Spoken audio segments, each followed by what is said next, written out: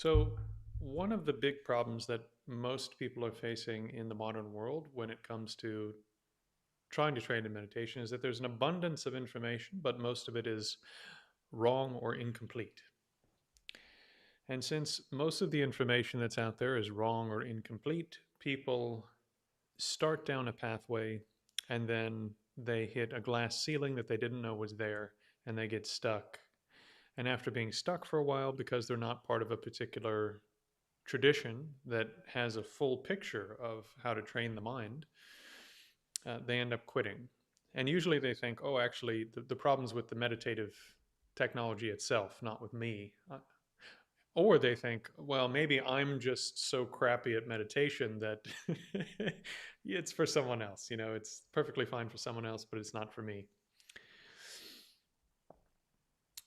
So you can overcome this problem by just becoming more educated about meditation and the moving parts of meditation. One of the major misunderstandings that I talk about pretty regularly in my videos and in the things that I write is the misunderstanding of this term mindfulness.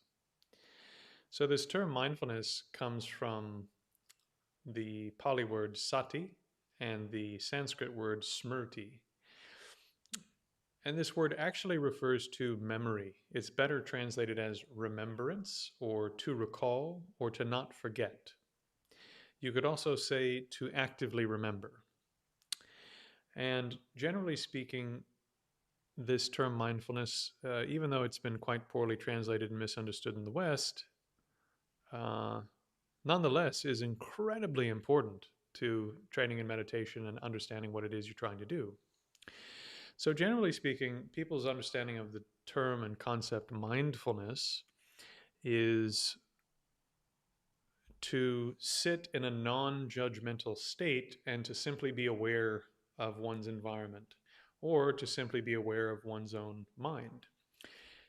In reality, what mindfulness means is to not forget what you intended to do or to not forget to apply some understanding or some way of framing the world that you've already become familiar with when you encounter relevant aspects of your life. So, an example that I used relatively recently was impermanence, but let's use a new one. Let's say that you're struggling with arrogance. Let's say that your big problem is that you have a huge ego. You're very sensitive when people comment on your appearance, or very sensitive when people comment on your intellect or things like this. Let's say that's your big problem. So, how would mindfulness function in that context? Well, first, you would train in some type of new understanding where you would come to understand actually, there are huge benefits to being humble. For example, when I'm arrogant and I place myself above others, in that case, I find myself unable to learn from others. If I think someone's below me, if I think someone is not good enough to be around me, or I'm too good to be around them, there's very little chance that I'm going to seek out knowledge. And therefore, huge numbers of opportunities are going to pass me by when I could have learned something from someone. And so you do a reflection like this, what I would call a positive rumination, and you generate this attitude of, oh, wow, there are great benefits to being humble. It would be fantastic if I was more humble. And then you think the opposite way. Well, if I'm arrogant, if I'm prideful, then I'll find myself putting other people at a distance and seeing them as lower than myself. And by putting other people at a distance and seeing them lower than myself, I'm going to miss these opportunities to learn things that I wouldn't have otherwise learned. And then you generate this attitude and new understanding. Oh, wow, this pride and this arrogance I've been carrying around is hugely damaging. There's a major cost to this pride and arrogance that I've had for so long. I'm going to have less good stuff for me because of this, ironically, because of this pride and arrogance I've been carrying around. And so then you generate this new attitude. Wow, humility is so powerful, so incredible. And then you hold it with concentration and let it fill up your system, fill up your body, fill up your mind, just like any other strong attitude, strong emotion you have. And then you generate the other one. Arrogance, pride, so many problems, so many faults, causing me to miss so many opportunities. And when that attitude strongly arises, then you hold that with concentration.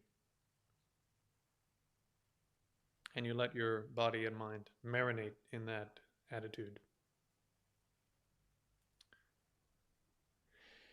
And then when you go out into the world and you're interacting with people and new environments, new teachings, new schools, new ideas you haven't heard, etc., more and more and more, you will have remembrance. You'll remember. You will bear it in mind. You will be mindful of these new attitudes you've cultivated while sitting around reflecting on these things and holding them in meditation.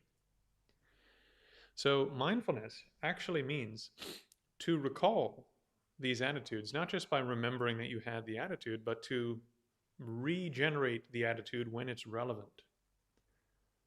To not forget, on the one hand, that you decided, I'm going to cultivate a more humble attitude. And then on the other, to actively bring that attitude into your being, into your body and mind, when it's relevant to do so, as you're actually carrying out your activities. And that's what mindfulness means. That's what remembrance or non-forgetfulness is. So that's how you take your mind training from the cushion and reading books and developing new attitudes, and you actually bring it out into the real world. You bring it into your life. So this fits under the category of what I call rumination meditation, or Foundation 5, the fifth type of meditation that I teach in the way that I teach meditation to people. And more generally, mindfulness is one of what are called the two mental factors that you need to cultivate in order to actually enter a meditative state. So if we're talking about perfecting a meditative state, actually attaining full-on jhana or samadhi, attaining full-on concentration where your whole nervous system feels like it's just been washed and cleaned, and your system is filled with bliss, and your mind rests in concentration, and in some cases your body seems to disappear for a period of time. Your thoughts definitely stop. Your sense of time stops for a period of time, etc., etc. So if you want to be able to generate concentration that's like this, then you have to have both mindfulness, i.e. not forgetting what you intended to do, because that's the mental factor that keeps your mind on task. If you lose the task, how are you going to enter a state of concentration that's that profound? It's like impossible, right? And then on the other hand, if you aren't aware of the quality of your mind while you're engaged in some type of meditative activity, how are you going to improve the quality of that mind? How are you going to notice when there are faults? How are you going to notice, also very important, when there are not faults? So you need this other quality called introspection. Sometimes you could also translate it vigilance, or a new term that's come into the literature recently is meta-awareness, the awareness of your awareness. So you need these two qualities. One is not forgetting what you intended to do and actively remembering what you're doing while you're doing it. That's mindfulness. And the other one is the ability to be aware of your own mind while you're engaged in whatever activity you've intended to do. So these two work together. You've intended to do something. Maybe you're holding the mind on the breath and doing some kind of breath meditation, for example. And then you're aware of how well am I doing that. Sometimes I talk about this by talking about holding a cup. So your mindfulness is holding the cup. If I forget I'm holding this cup as I'm talking to you because I get too focused on talking, I'll drop the cup and it'll spill everywhere. And this is exactly equivalent to you're keeping your mind on your breath, and you have very specific instructions to do this and that as I hold my mind there, and you forget the instructions, you forget what you intended to do, and then the mind runs all over the place and you drop the cup. If you started dropping cups every day, you would go to the doctor You know, one of my teachers used to say, if what you intended to do was go to the store and get a jug of milk, and you woke up halfway across the country, you would go see a doctor immediately. And yet our mind is so out of control, we do this all the time. You intended to do something specific internally or externally, and then the mind completely veers off track. So you need mindfulness, this faculty of not forgetting. One of my Tibetan teachers defined it in this way. He said, mindfulness is the active act of not forgetting what you intended to do, which I think is a really prescient definition. The active act of not forgetting what you intended to do. Yeah. So as long as I'm actively remembering to hold the cup, I don't drop the cup. So once I'm holding the cup and my hand's not shaking too much and I'm not like dropping it every 2 seconds, then I can start to become aware of how well am I doing holding the cup. Am I holding it at an angle? Is my hand shaking while I hold the cup? You know, is my mind getting really sleepy? So I'm kind of like starting to, is the liquid dripping out of one side?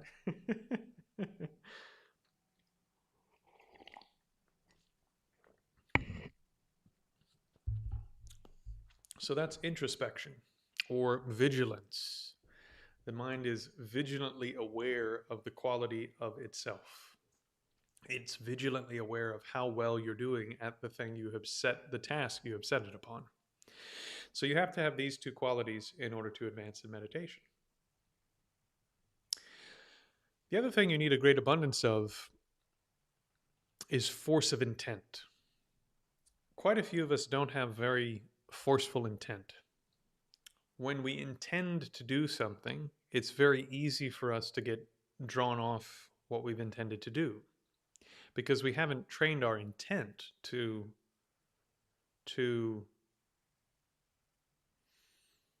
be very powerful. So one of the ways that you train your intention to be very powerful so that you can't be pulled off the action you've decided to do is to train your motivation. You need to have a strong why. Why am I doing this? Right? And so one of the things that's mentioned in most of the great texts on training and meditation is you need to have a whole, if you were a character in a film, for example, or a character in a book, you need to have a whole backstory, especially if you were an evil character, right? But even the good characters, you have to have a backstory that explains why are you doing all of this? Why is Batman compelled, rather than taking his obscene wealth and using it to simply benefit himself and have a nice time, or investing it and starting a family and just creating more wealth for his, like, instead of doing all this, why is Batman putting on a suit that looks like a bat, for goodness sake, and fighting crime? you know Why is he doing this? Well, he fell down a hole after his parents died, and what he saw there was a bunch of bats, and this gave him the idea, and bats come out at night, and he mainly does his work at night, and so you need to have a motivation based upon some backstory that powers the intent. Why are you doing this? You're doing this for X, Y, and Z reason.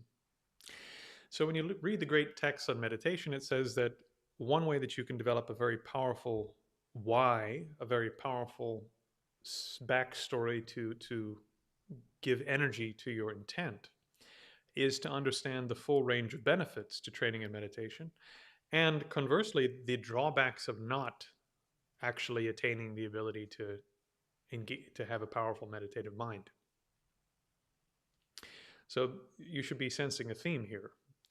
When you're trying to overcome pride and cultivate humility, you can think about the benefits of one and the downfalls of the other. In the same way, if you're trying to motivate yourself to engage in more meditation, you can contemplate the benefits of meditation. And then you'll want to attain the state. And if you want to attain the state, the quality of your intent that you bring to each individual session will be more powerful. And this is very important. Okay, so it looks like we have some questions coming in.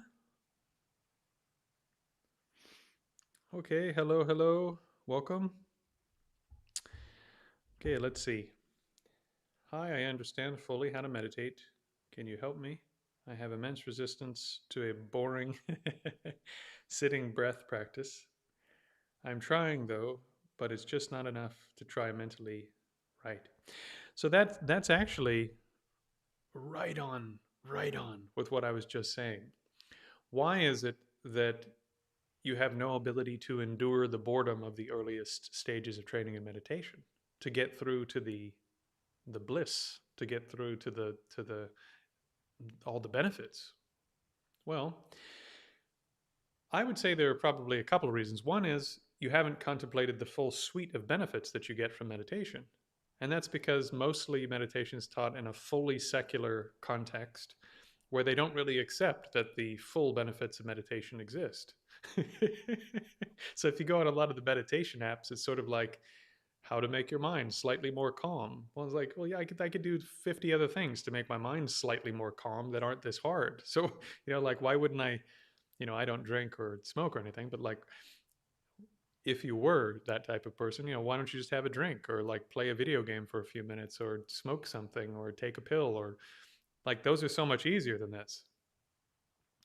So, what are some of the benefits of training in meditation? Let's actually do a brief contemplation on this, and then you can use some of this as fuel to create a more powerful motivation. So, yes, of course, if you train in meditation, then your mind will be more calm. And if you look at the cognitive scientific research on meditation, there's huge benefits. If you have chronic pain, I have chronic pain, the pain becomes less by training in meditation. And the pain that's there, your brain registers as less painful, even if it doesn't go away. So if you deal with pain, the pain will be less. If you deal with anxiety, the anxiety will become less. If you can't sleep, the quality of your sleep will get better, especially if you do really intensive meditation practice right before you try to fall asleep. So these are some of the conventional benefits. Some of the unconventional benefits are you'll gain the ability to make your mind become almost whatever you'd like your mind to become. Almost everything that makes up who you are as a person is up here at, relatively speaking, the coarsest levels of your mind. It's whether you have trauma, anxieties, whether you have some type of personality problem. Yes, there are some things that you might need to take medication for a period of time, but I know a relatively large number of people who have, and I'm not recommending anyone stop their medications. Please do take your medications. But I've met a number of people who, over a course of decades, not weeks or days, but decades, have overcome crippling uh, autism symptoms, for example. One of my teachers was told as a young man that his autism was so severe, the best thing that he'd ever be able to do is work in a grocery store in the back. And he could stock things at the grocery store. I mean, the hair raises on my arms thinking about this man who's so incredible, whose activities are so beneficial to so many people, both conventionally and in a internal training sense. Stocking groceries for a living and not being able to communicate with anyone. It's unfathomable to me. Anyways, now just to put it in perspective, he's done work for the European Union. He runs a multi-million-dollar company. If he didn't tell you he was on the spectrum, you wouldn't know. He trains people in martial arts. He runs a set of courses that helps people with autism train in meditation to improve their autism symptoms. So there is, I think, if not a cure, because he still says, look, I still suffer from the symptoms, but I'm able to manage them down to a level where I can live not even an ordinary life, like a pretty extraordinary life. He has a family, kids, and they're all doing quite well. So when I was younger, I also had ADHD. I was diagnosed with undifferentiating adult attention deficit disorder, which means that I should more or less be incapable of functioning like a normal person for the rest of my life. And I have largely gotten over the symptoms of that. I still do suffer from it, but I suffer from it much, much less than I did as a younger person. I was able to go on to get a bachelor's, a master's, a PhD. I was able to open and run several businesses. I was able to uproot myself from the US with my wife and move to the UK. I've owned properties and sold properties. I've worked as a financial advisor. I've lived a pretty full life. I have a dog. Maybe it doesn't help with my ADHD.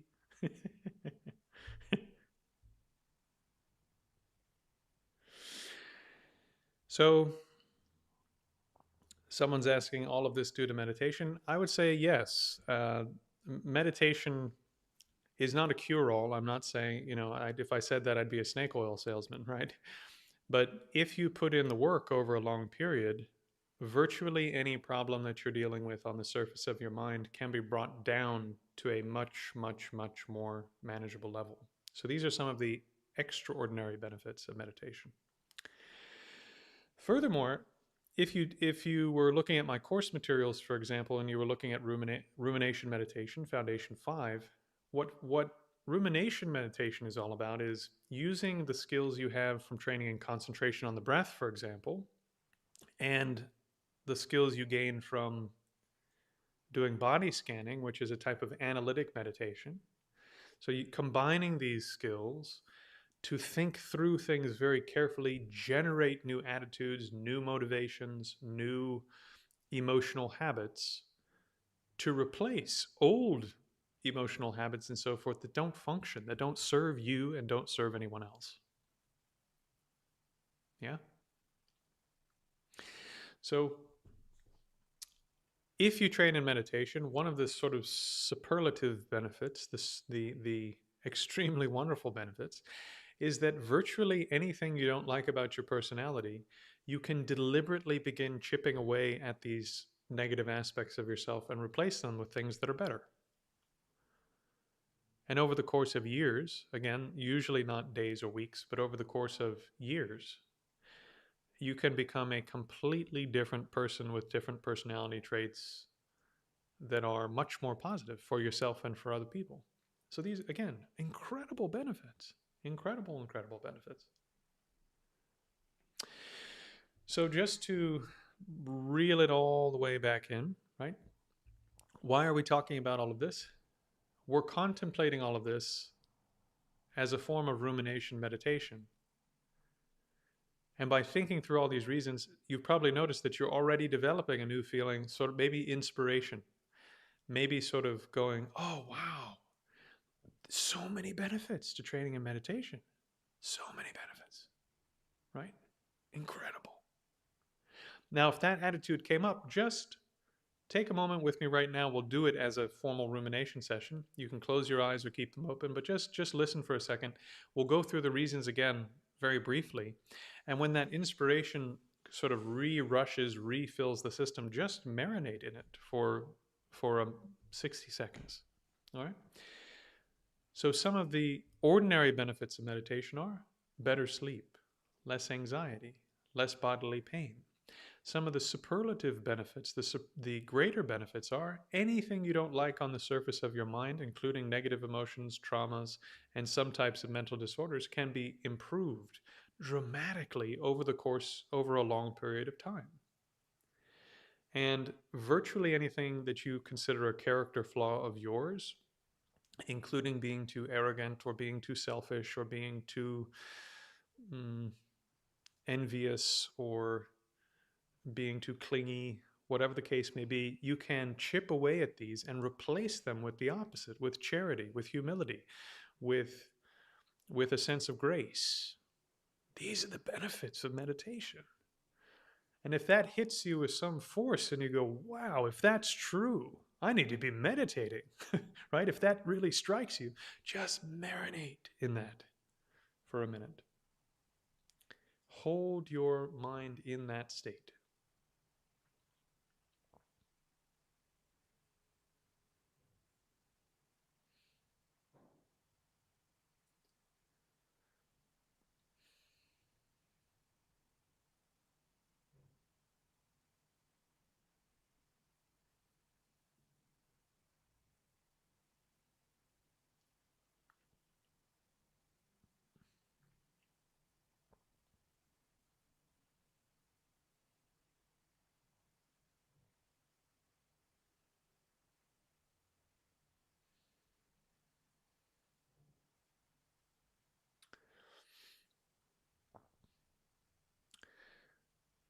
So we were talking about the essential ingredients that you need to make meditation work. Mindfulness, meaning that you don't forget what you intended to do. Introspection or vigilance means that you're aware of the quality of your mind while you're doing what you intended to do. These two are now coming together. And then you need strong force of intent, that you're going to do something, and there's a big backstory, a strong motivation that keeps that intent in place over time. In other words, you need a good motivation. Why are you doing this? One thing you can do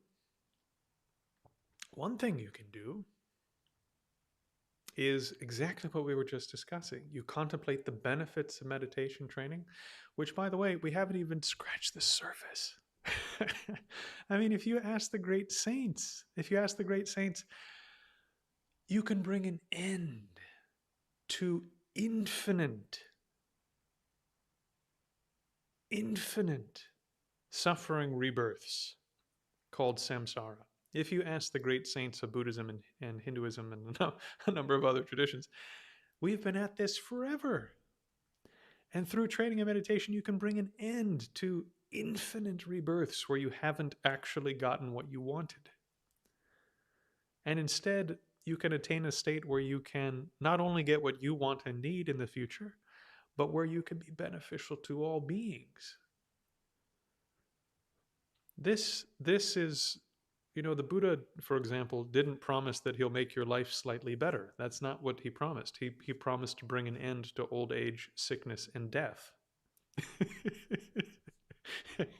And a big part of that is training your mind so that your mind is different than it's always been.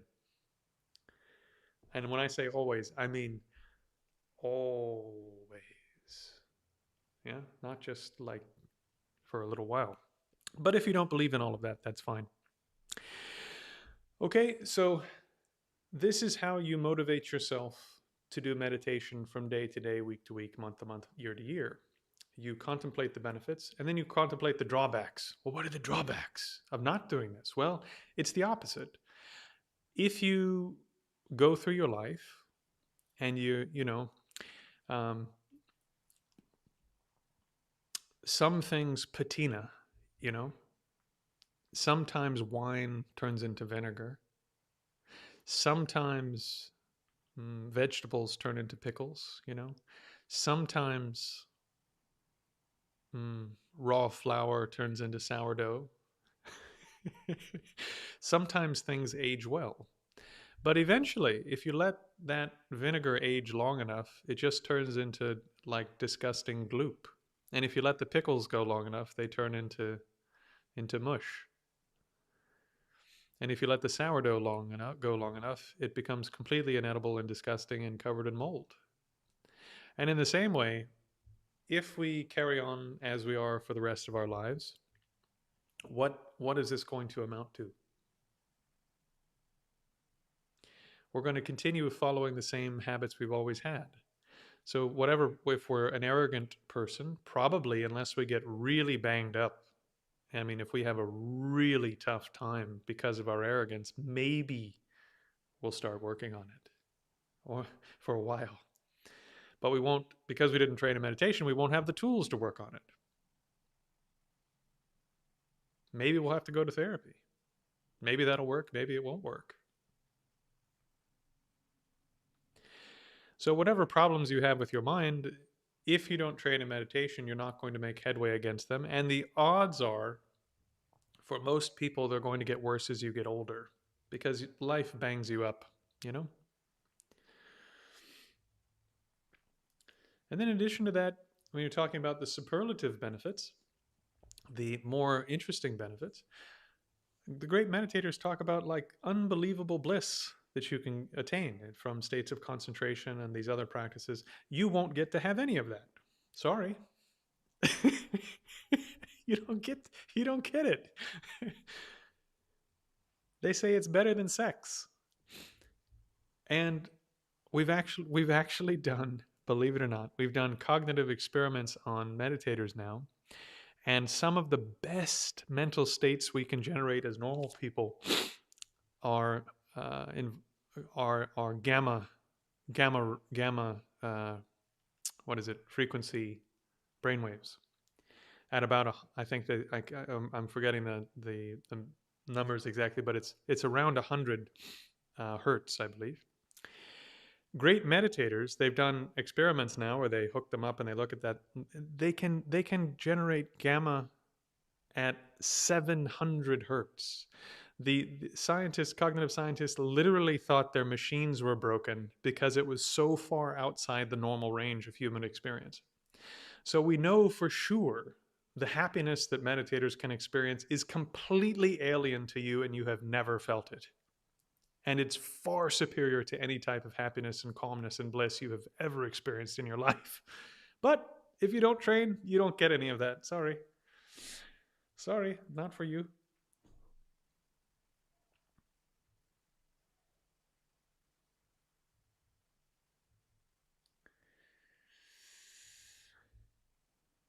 So, like this, in addition to that, if the saints are right, if the great saints are correct, and we really have been at this forever for infinite rebirths, right? And if you're not into that, totally fine, right? I don't talk too much about this. But if they're right about that, and we really have been stuck here forever, and these problems, the reason we're stuck here is something inside our mind. If we don't make any progress against that, we'll continue to be stuck here.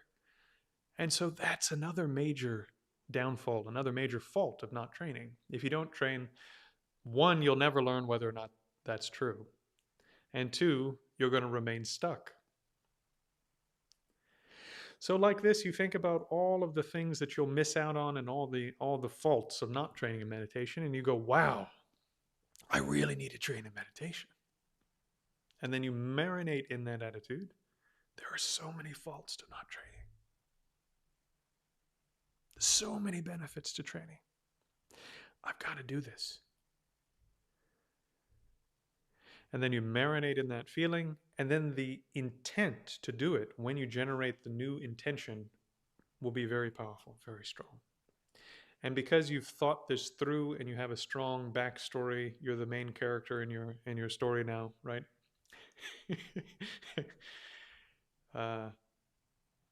Then if you keep marinating in those reasons from time to time, then when you wake up with, I don't know, a hangover on a Saturday morning or something, or you're thinking like, oh, am I gonna, again, I don't drink, but maybe you guys drink and you have hangovers.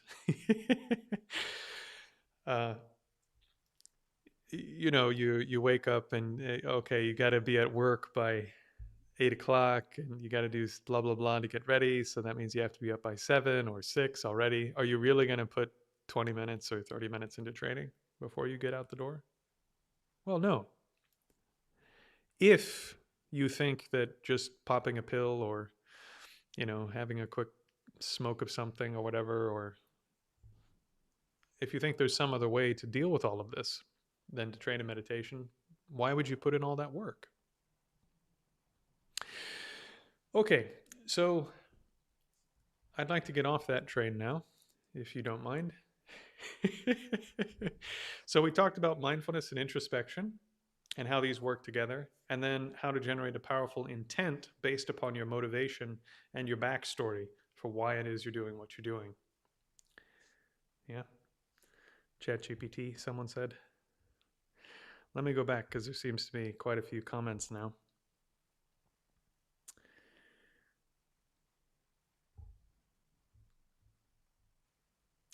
Yeah, somebody said now people are meditating to manifest love or more money.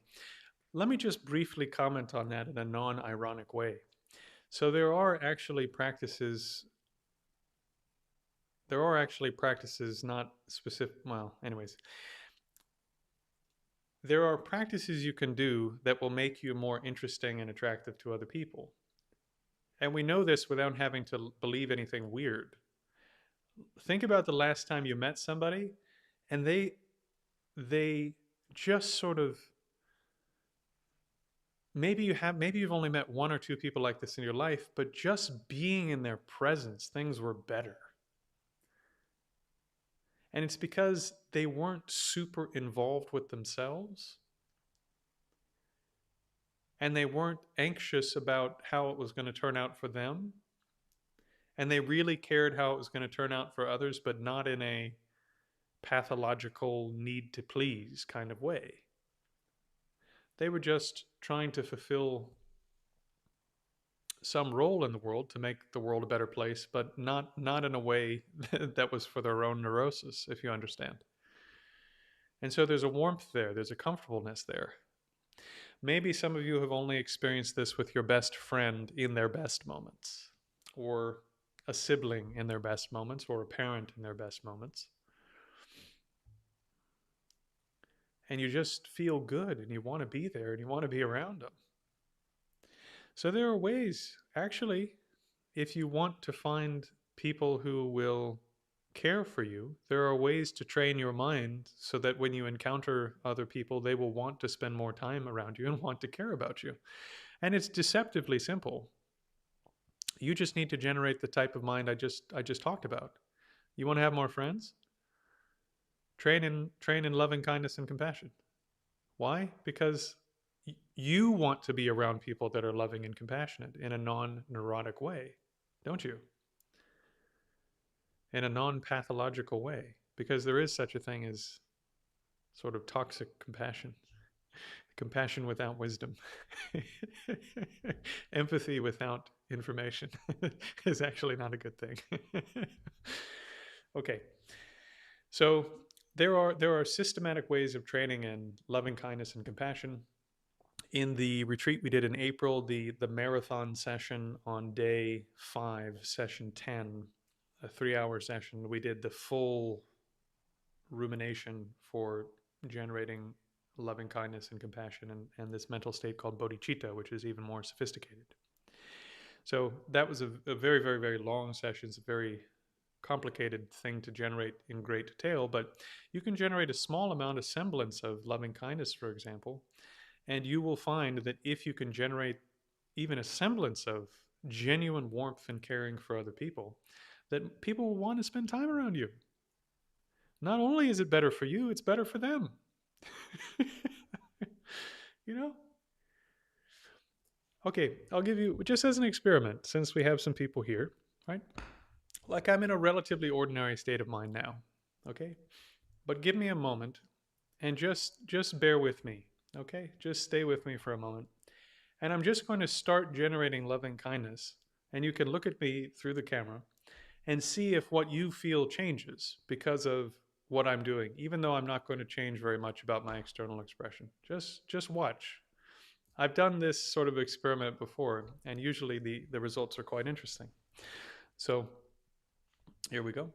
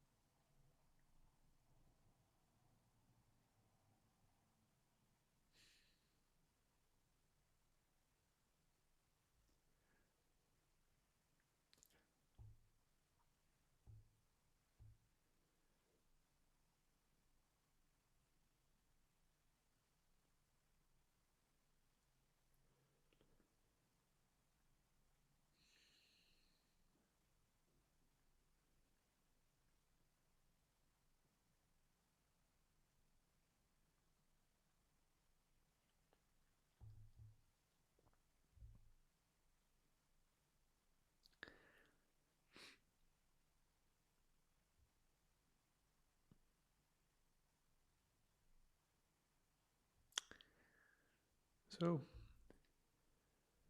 I've seen in a few other places just little experiments like this.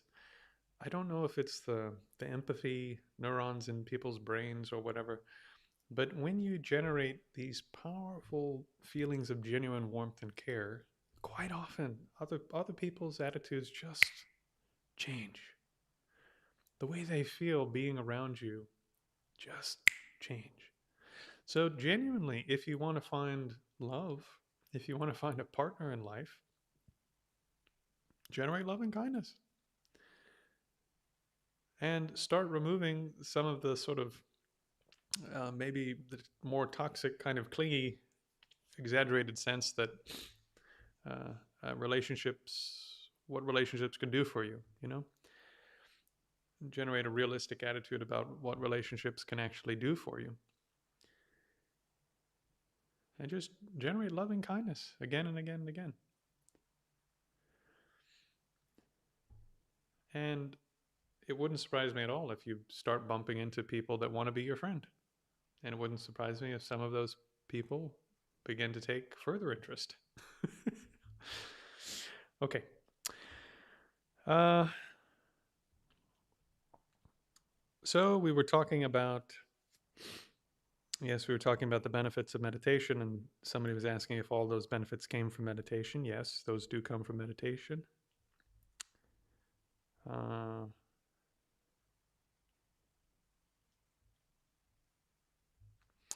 is meditation the best part of my life? Is an interesting question.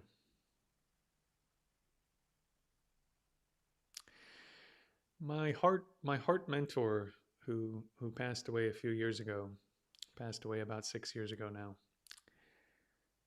He used to say, I could no more stop practicing than stop breathing.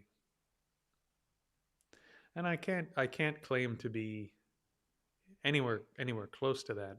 But I'm getting to, I think, an age now and a sort of stage of practice now where I'm starting to understand what he means. That the results of the practice that I've done for so many years now just are what I am. It's just how I do things. When problems come up, it's just how I deal with the problems.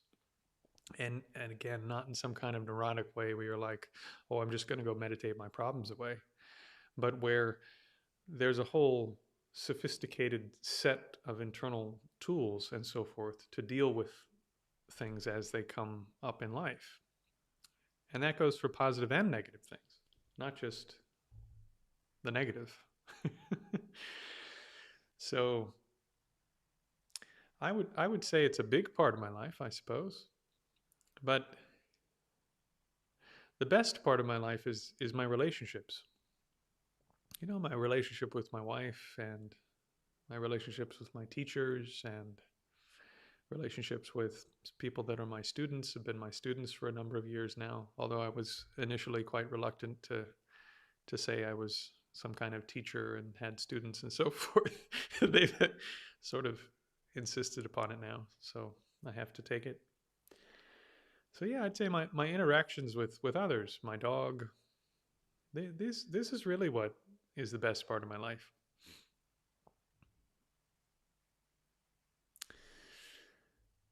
Uh,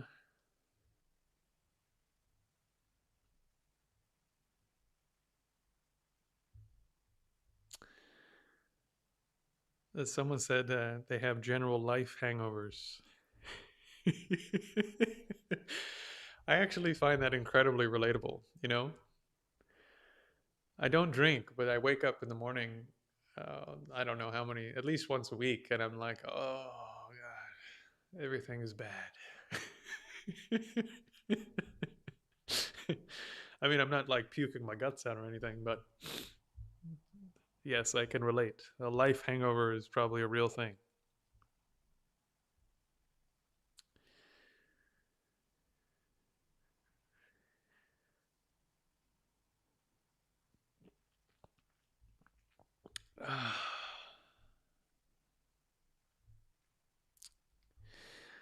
Okay, so I promised we would do some practice in the hour. So we have a few people here. I have to do more than drink tea and talk, or I'll get fired.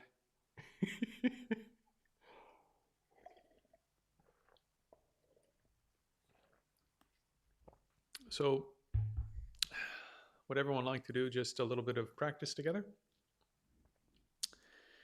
We have some new people on the stream, those who I think just discovered what I'm doing here on YouTube for the first time.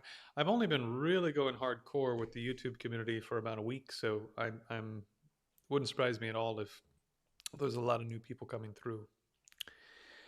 Um,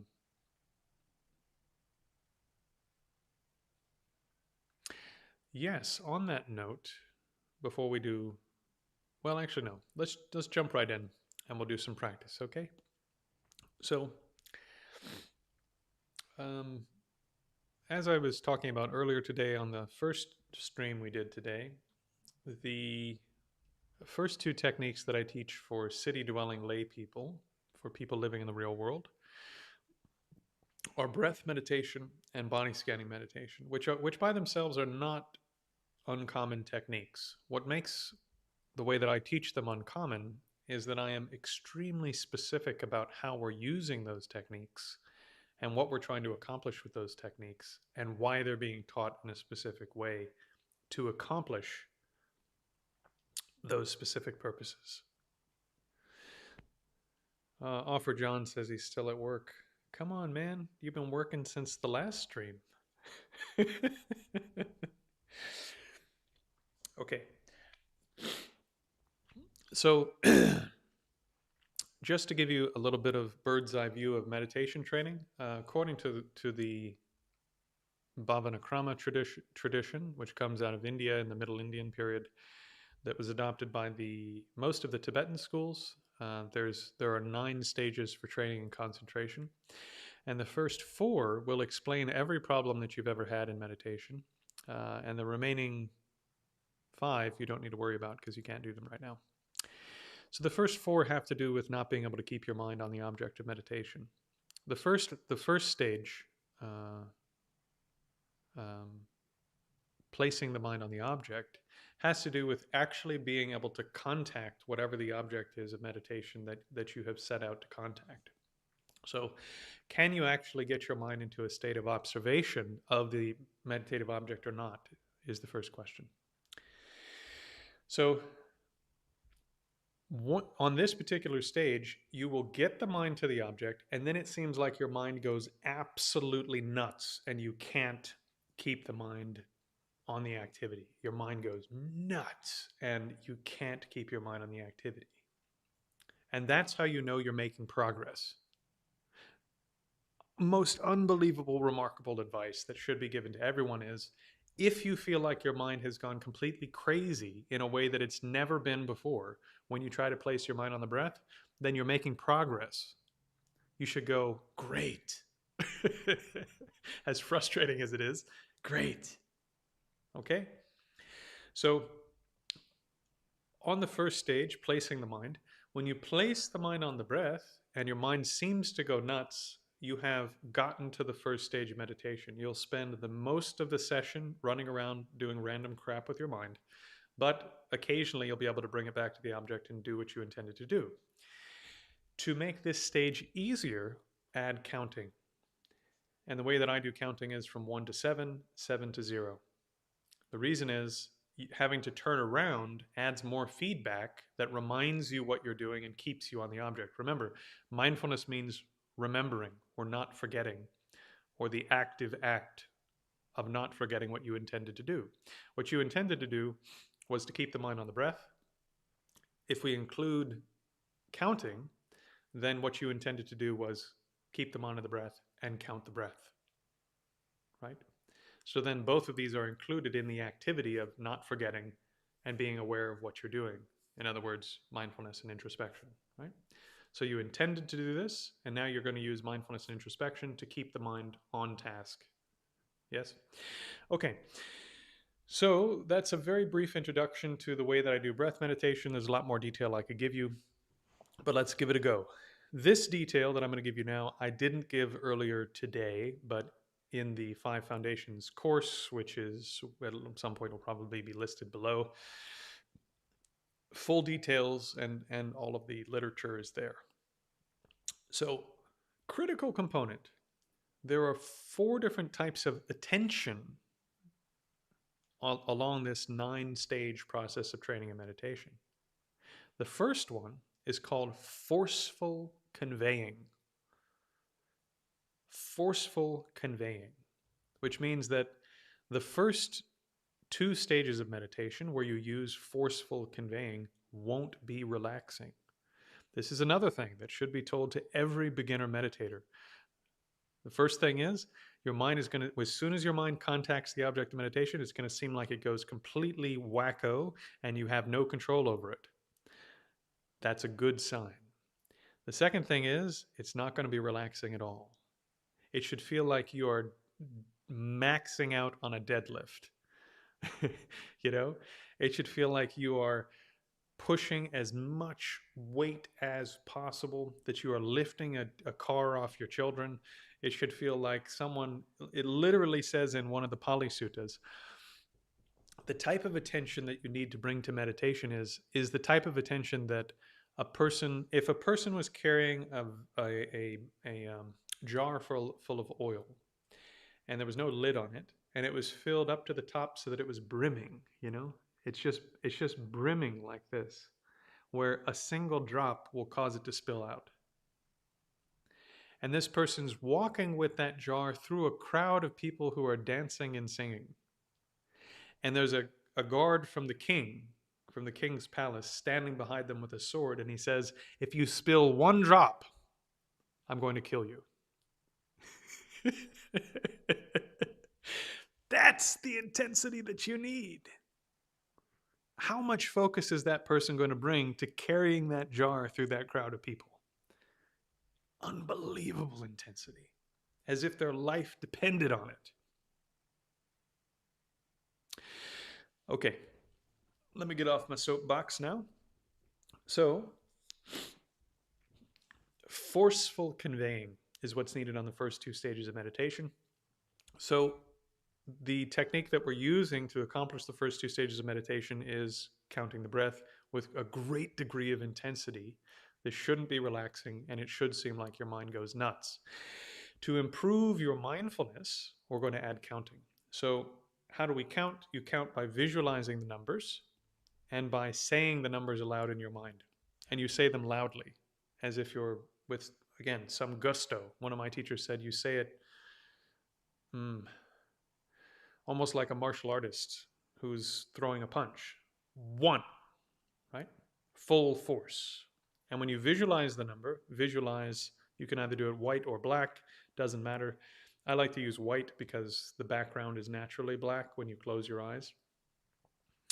And you visualize them about the size of your thumb if you were holding it out at arm's distance. And again, it can be helpful to visualize it at the level of sort of between your eyebrows here.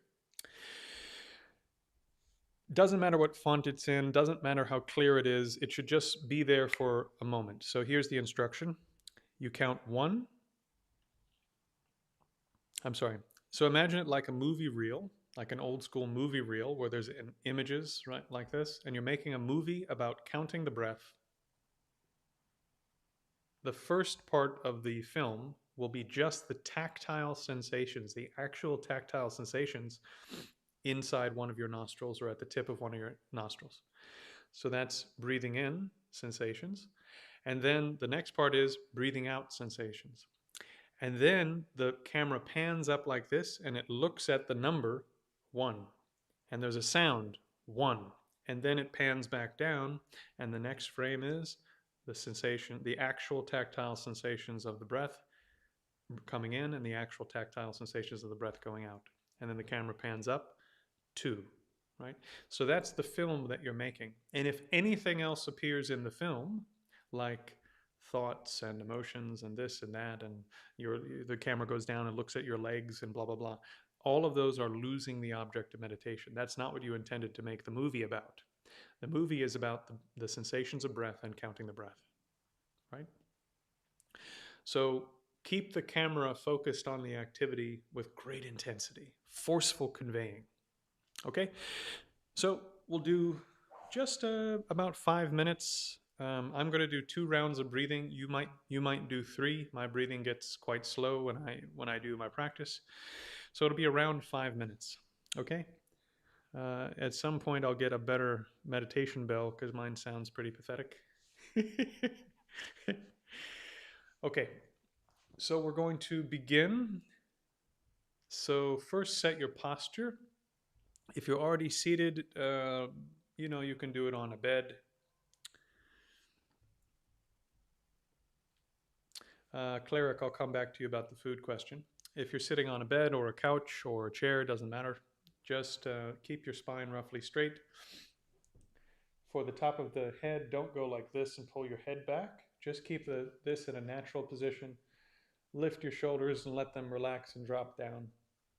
And then with your head, just at this very top joint, just rotate it down slightly like this. Right? Does that make sense? So my head is just rotating down, but the rest of the neck is staying as it is. And that's how you achieve this sort of classic meditation posture. Not like this. That's like, it's a bad thing. It'll mess your neck up. So set your posture. Coming over from the Confucian tradition, they like to do circles like this because it helps stretch out all the muscles in the hips and the lower back and makes it easier to sit.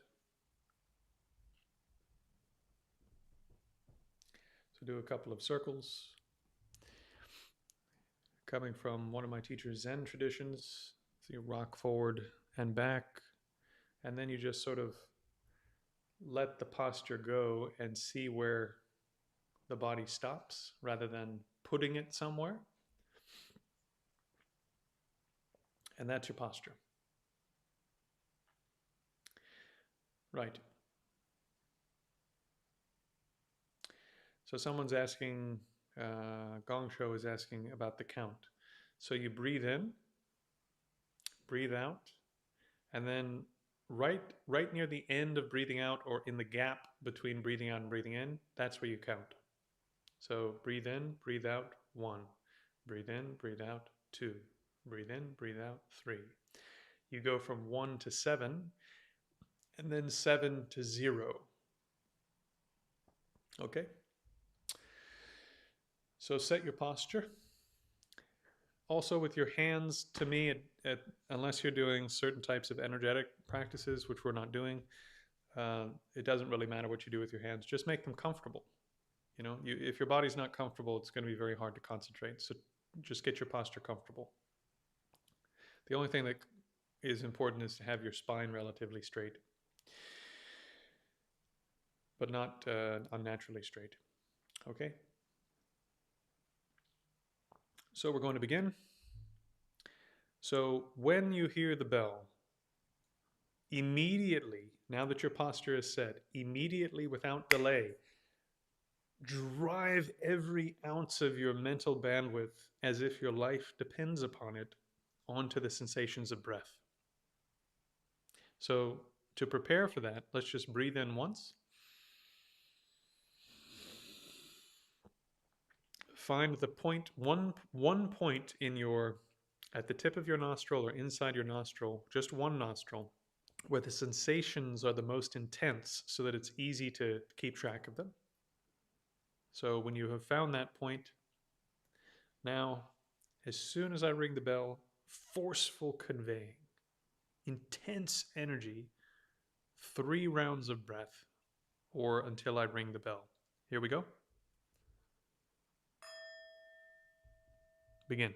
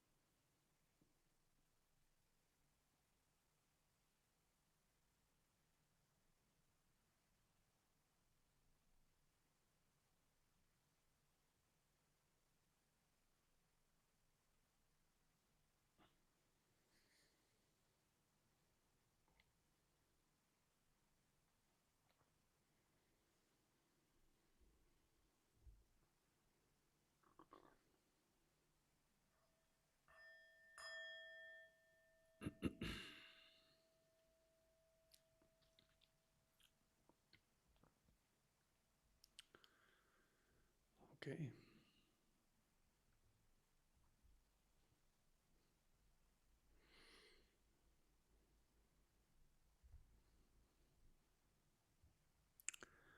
So a few more people in the live stream now. Please do ask questions. Anything that pops into your mind is fine.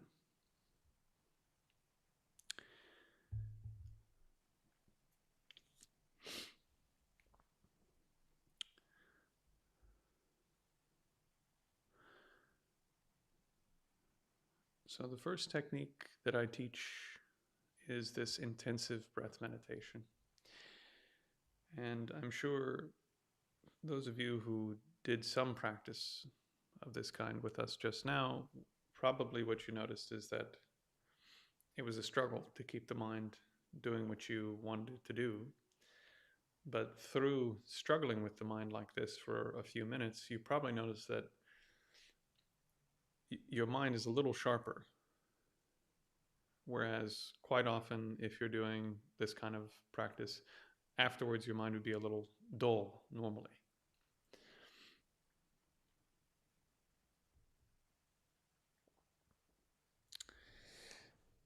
So the way that meditation is taught more generally in our culture at the moment, it's taught as a straight out the gate as some type of relaxation practice, which is it's a big error. It's a huge error.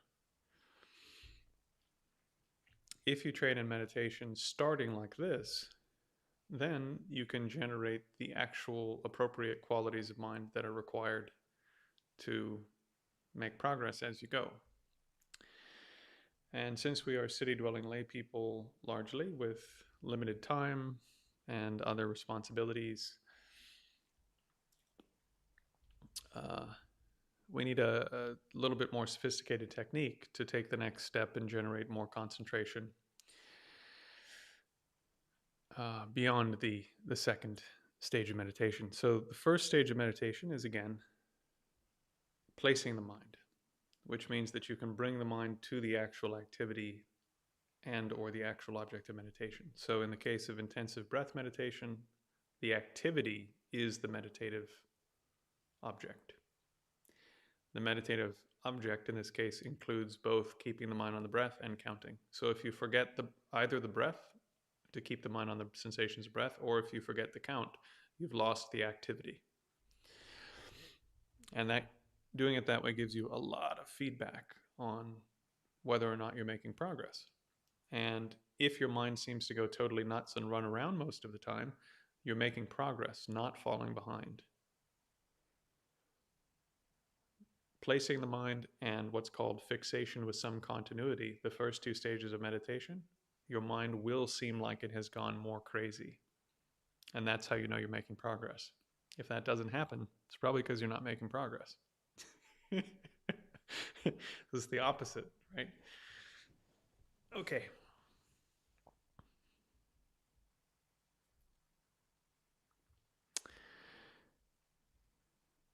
So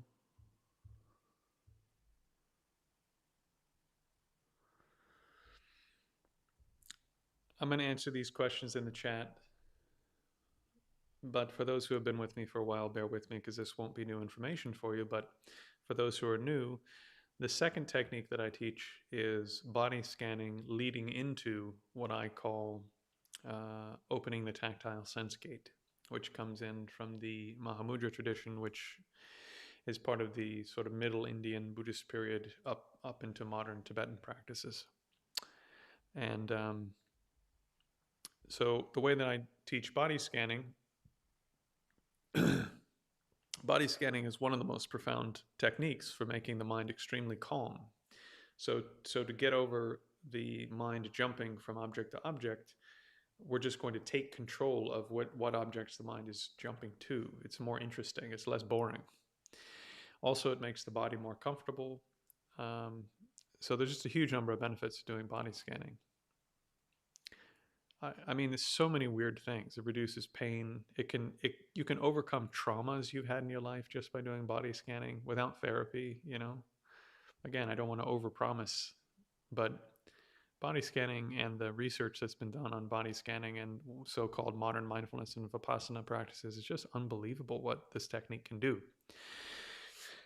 Okay, so that's how I then train people to accomplish the third and fourth stages of meditation, which are patch-like fixation, i.e., when your mind can mostly stay on the activity you decided to engage in as a meditative practice, and I always forget the name of the of the fourth stage. But anyways, being able to keep your mind on the activity without losing it at all. So that's the third and fourth stage, relatively speaking. Okay. So somebody asks, Cleric asks, happy to see you live. Weird question, but can you meditate on food in such a way that it becomes less desirable? Yeah. Yeah. So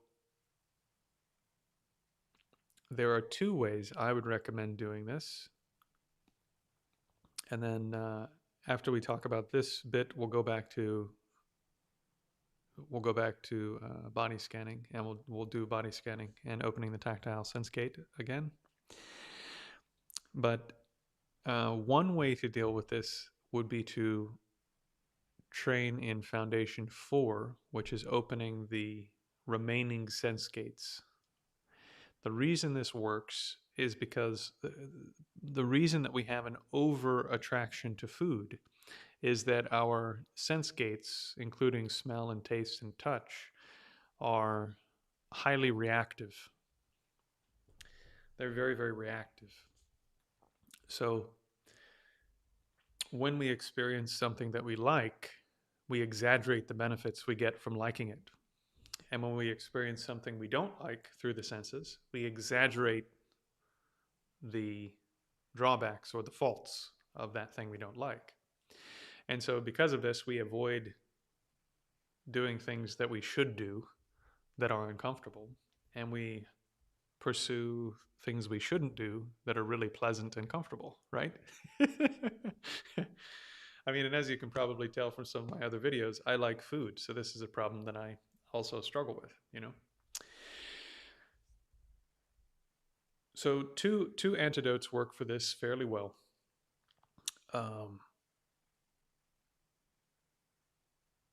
If you open the five sense gates and you make the senses less reactive to pleasure and pain, then there's less tendency to chase after an exaggerated sense of what you can get from pleasurable things, and there's less chance of running away from unpleasant sensations and by exaggerating the faults or unpleasantness.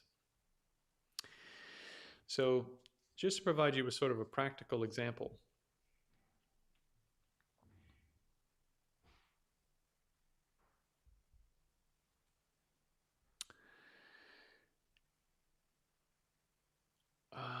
what's something we can do now? I prefer to do things we can do in the moment. Give me a moment to think this through. And I will get to I see there's new questions and comments coming in. I will get to you.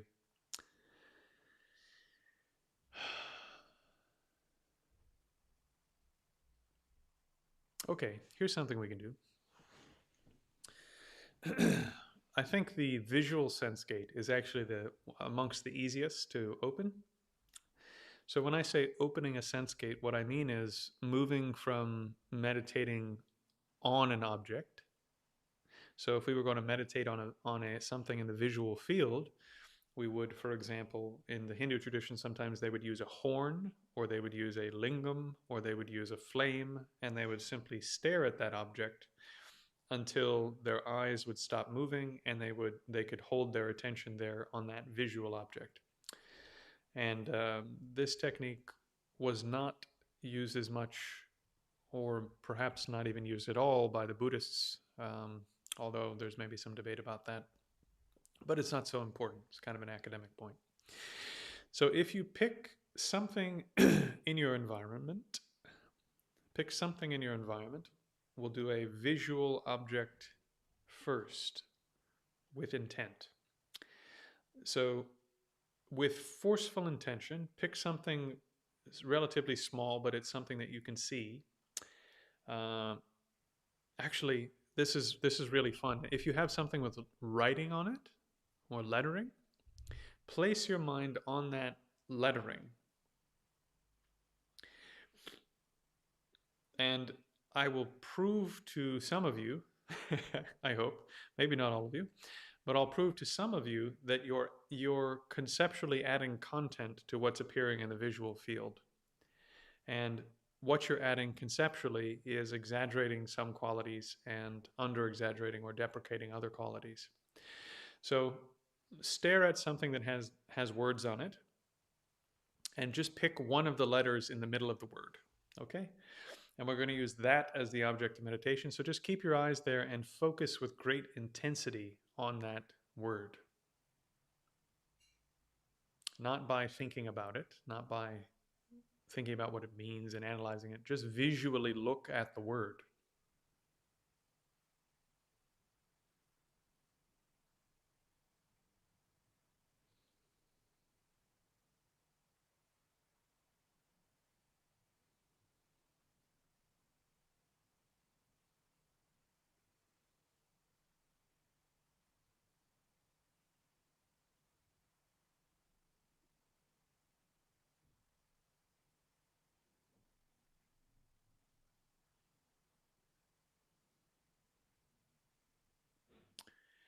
Is anybody noticing that it seems like the word is going away?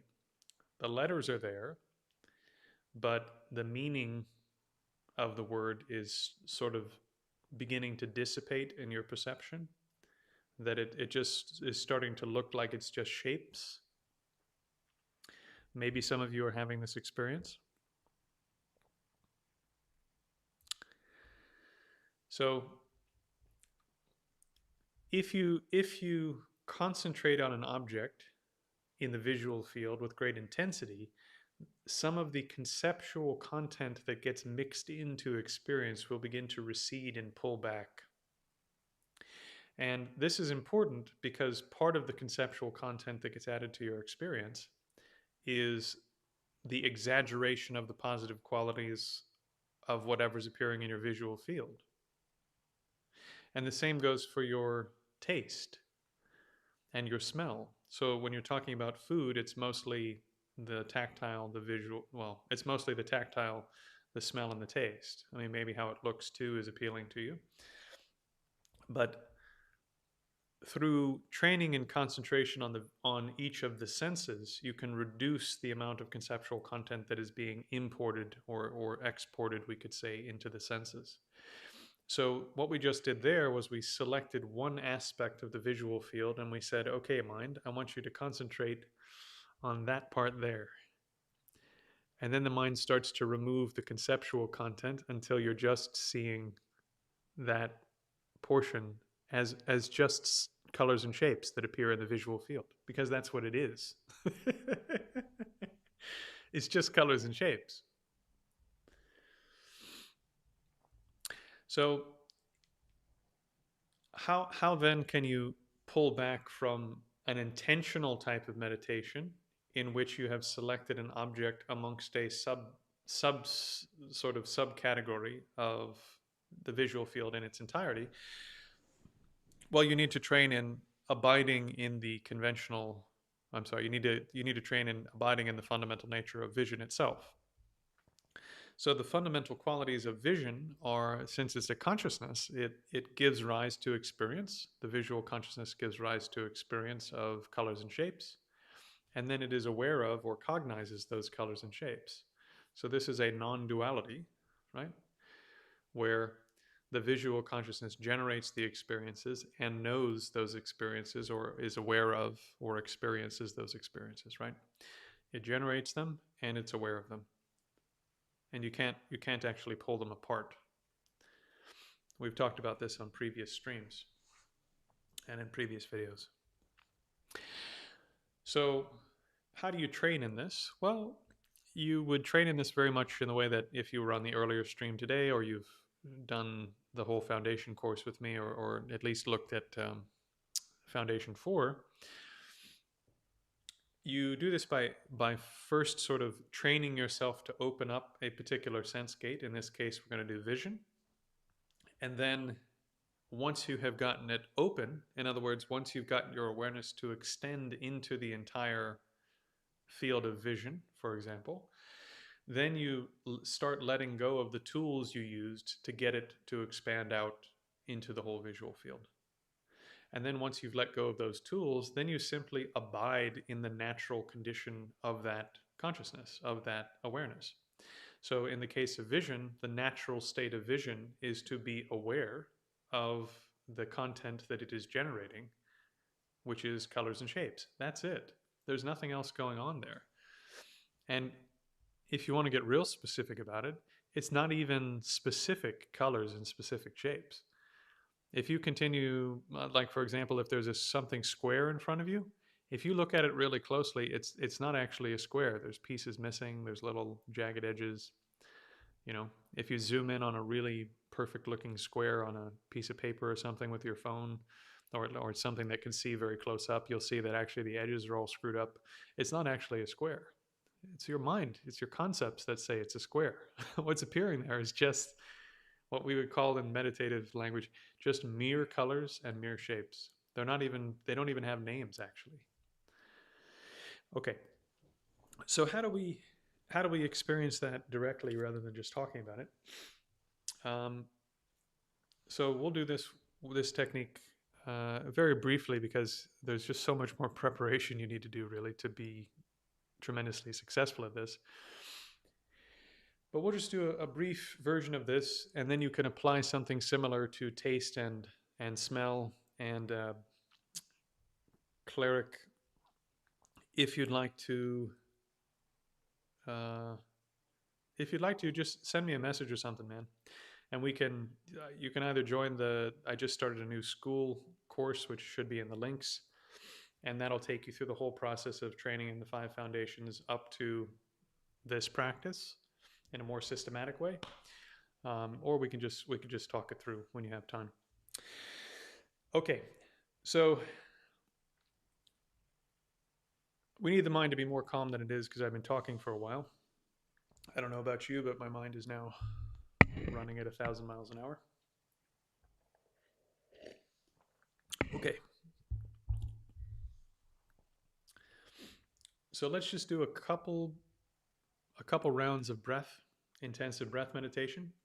Then we'll do a very brief body scan just to make the mind really calm. And then we're going to transition over to vision. And I'm going to show you how to open the visual field and then rest on the visual field without employing a particular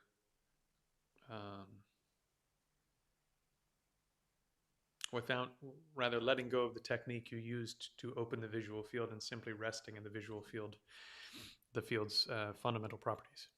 Okay, so let's start with intensive breath meditation. So place your mind very intensively, very forcefully on the breath. So breathe in. Find the most intense point of sensation. For me, it's in the left nostril. Place your mind with great intensity, pool the entirety of the bandwidth of your mind into just being aware of those sensations.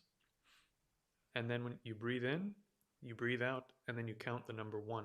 And just keep counting until I start giving you the instructions for body scanning, and then just follow along, okay? So here we go.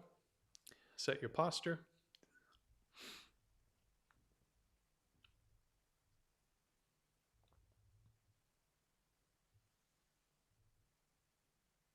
And begin.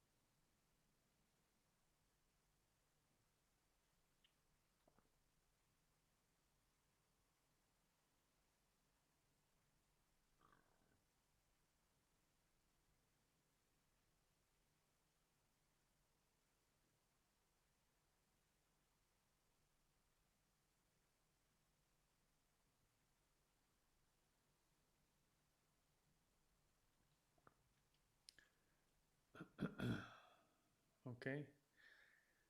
Just follow me to do a body scan. Don't analyze, don't think, don't label, don't imagine, don't visualize. Place your mind's awareness. Place your mind's awareness on the actual tactile sensations, the actual things you can feel in your body, in the parts that I name. Put your mind in the left foot, left ankle, the lower part of your left calf, upper part, knee, lower part of the left thigh, the upper part of the left thigh, and inside the left hip. Right foot, right ankle, inside the right calf, upper part of the right calf, knee, lower thigh, upper thigh, inside the right hip.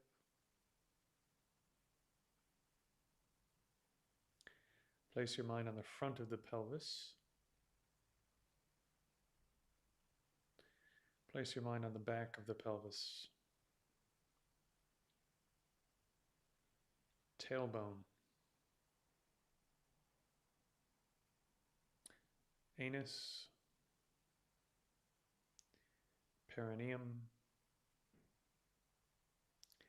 And take a moment just to scan whatever you can feel of the sexual organs.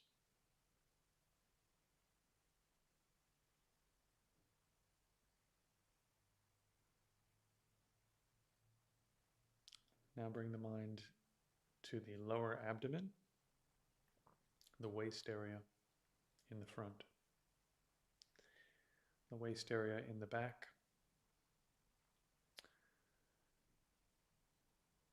now bring your awareness to the upper abdomen and the same area in the mid part of the back. Now bring the awareness to the chest, everything from the solar plexus up to the collarbones in the front, and then everything in the back. Left shoulder, bicep, elbow, forearm, wrist, palm, back of hand, thumb, pointer, in middle, middle, ring, and pinky. Right shoulder, bicep, elbow, forearm, wrist, palm, back of hand, thumb, pointer, middle, ring, pinky. Bring your awareness to the lower third of the neck, including the collarbone area, and everything above the scapula, just that lower third of the neck. Middle third of the neck.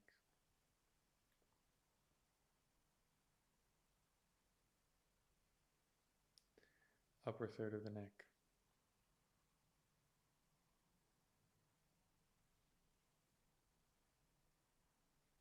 The joint connecting the neck to the skull. Back of the skull. Left side of your scalp. Right side of your scalp. Forehead.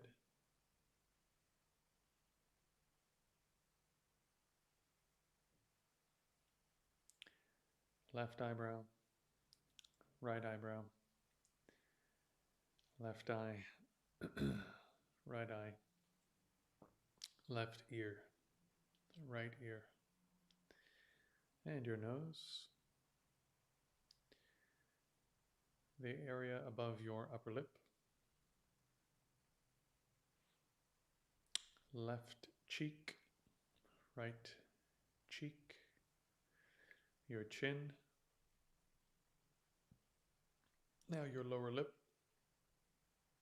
upper lip, and briefly scan your teeth.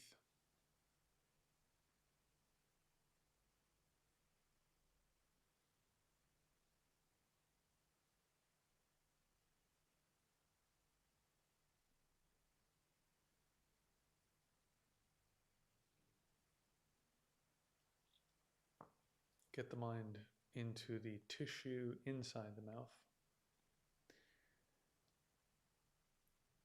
roof of the mouth, below the tongue, and the tongue.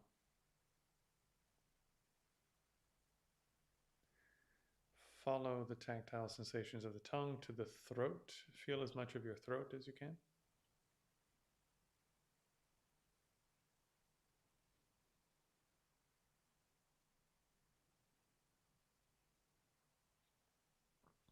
And now slide upwards to the top of your head and feel the top of the scalp.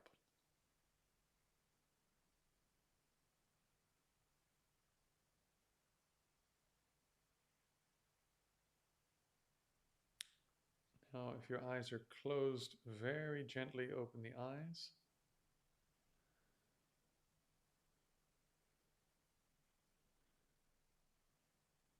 And now we're going to open the visual sense gate now that the mind is a little more calm. So keep your eyes facing forward. Don't look down. And you're going to become aware of whatever you can see as far away from you as you can based on where you're sitting. But don't look at anything in particular. Now let your awareness, like a fish, sort of swim around in the visual field and become aware of the closest things you can see, but without moving the eyes. So keeping the eyes gazing but not looking at anything. Once again, let the awareness swim to the furthest things you can see in the visual field, but don't look at anything.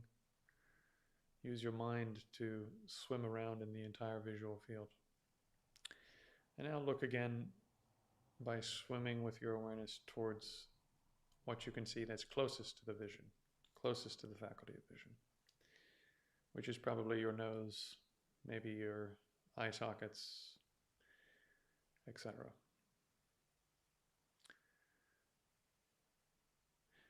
So now expand your vision as far as you can while keeping your eyes facing forward. Expand by sort of swimming into the peripheral vision with your awareness.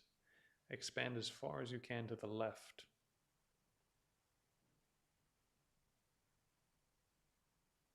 Now let that go and swim as far as you can to the right.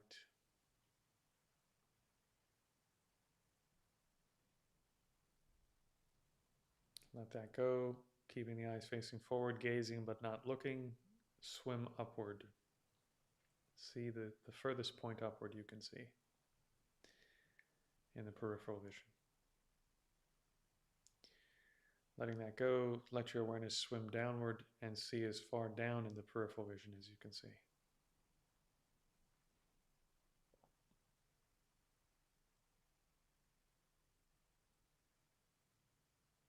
Okay, let that go.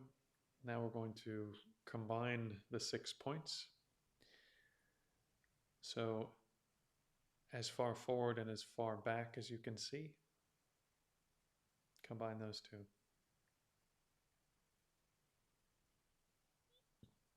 And let that go. As far left and as far right as you can see, combine those two. Okay, let that go. As far up and as far down as you can see, combine those two.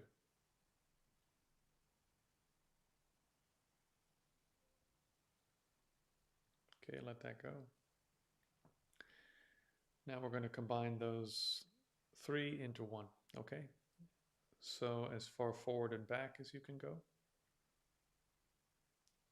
Maintaining that, add on as far left and right as you can go.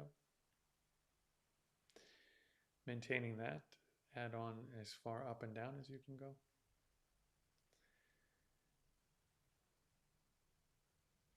And now just hold the vision with those 6 points, front, back, left, right, up, down. Just hold the vision open without looking at anything in particular, but maintaining the awareness of those 6 points.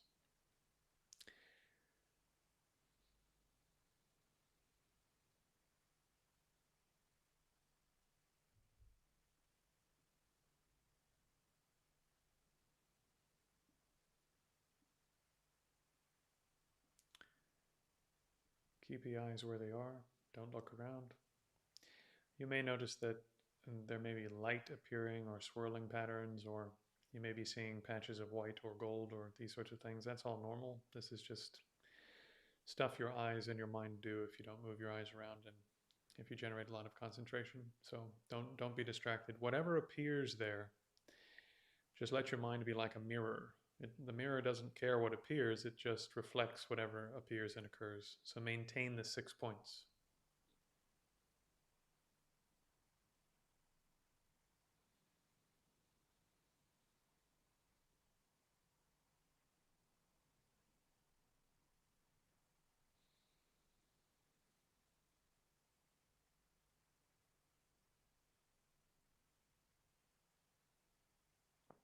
Okay, now we're going to refresh the 6 points, front, back,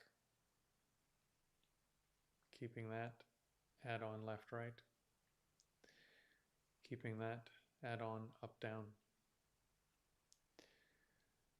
So now with the visual field fully open using 6 points, just relax your awareness ever so slightly so that you're not maintaining the points, but the vision is completely open. And just allow the mind to be or exist in its natural condition, which is to generate visual experiences and be aware of them. So don't do anything.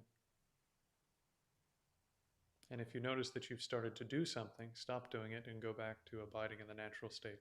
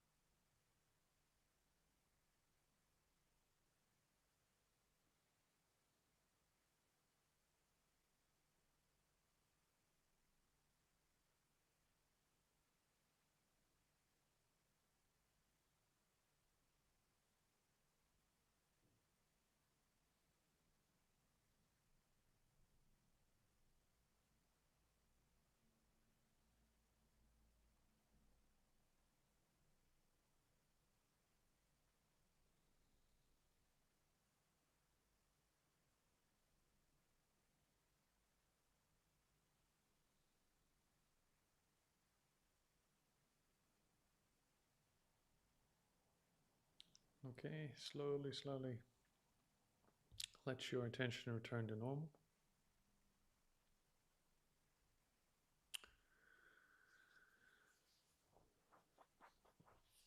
So by training your attention in this way with each of the 5 senses and then learning how to combine them together and then learning how to do them while you're standing and learning how to do them while you're walking and then learning how to do it also with consciousness itself so that your mind is like a mirror and whatever appears in your awareness is just stuff that's occurring on the surface of the mind that you're aware of, but the mind is basically remaining still in the way that your vision was remaining still.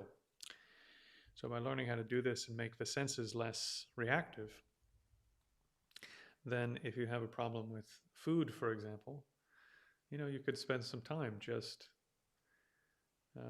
if you find chocolate cake irresistible, you know, you can spend some time just looking at chocolate cake and causing the mind to become less reactive to the cake, or just smelling the cake, or just tasting the actual taste while keeping the whole taste fully open, or just smelling the actual smell while keeping the entire smell gate open, or just seeing the actual sight while keeping the entire visual sense open and non-reactive. And this can help you reduce the exaggerated qualities you're adding to the five external senses, because you're training the mind to not add the exaggerated qualities, you see? So that's one method you can use. Another method is you can think about impermanence. If you spend a lot of time thinking about impermanence, it just cuts through a lot of the BS. If you think again and again that life is very short, it's very precious, there's not much time. Even the great saints die, even the mountains fade away, even the stars explode. The important things that we need to get to doing in our lives, we need to carry on. We need to get to doing them because there's just not much time. And the most important thing, the things that we can take with us, if we can take anything with us, right? For the secular among us, I understand you may not think there's anything beyond this life. But if there is something beyond this life, just hypothetically, certainly whatever it is that's beyond this life, we can't take our body with us. We can't take chocolate cake with us. We can't take really nice, perfect, organic green tea, matcha latte, zen, zabuton, magical carpet, whatever things we're buying that are supposed to improve our meditation. We can't take any of that with us. What we can take with us, if anything at all, is our mind. And therefore, if there's anything that is important beyond this lifetime, if there's anything that carries on beyond this lifetime, it's internal things. So not only will improving our mind provide tremendous benefits for us in this life, not only will it provide tremendous benefits for others because they won't have to deal with a crappy version of us, they can deal with a much better version of us. Not only is all of that true, but if it just so happens that something exists beyond this lifetime, then we worked on the part of us that gets to carry on. So that would most simply be expressed as the only thing that matters at the time of death is practice. Okay.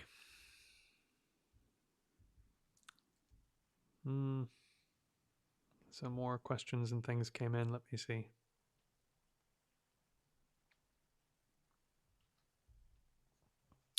So Gong Shou asked about using strong intent to overcome restlessness.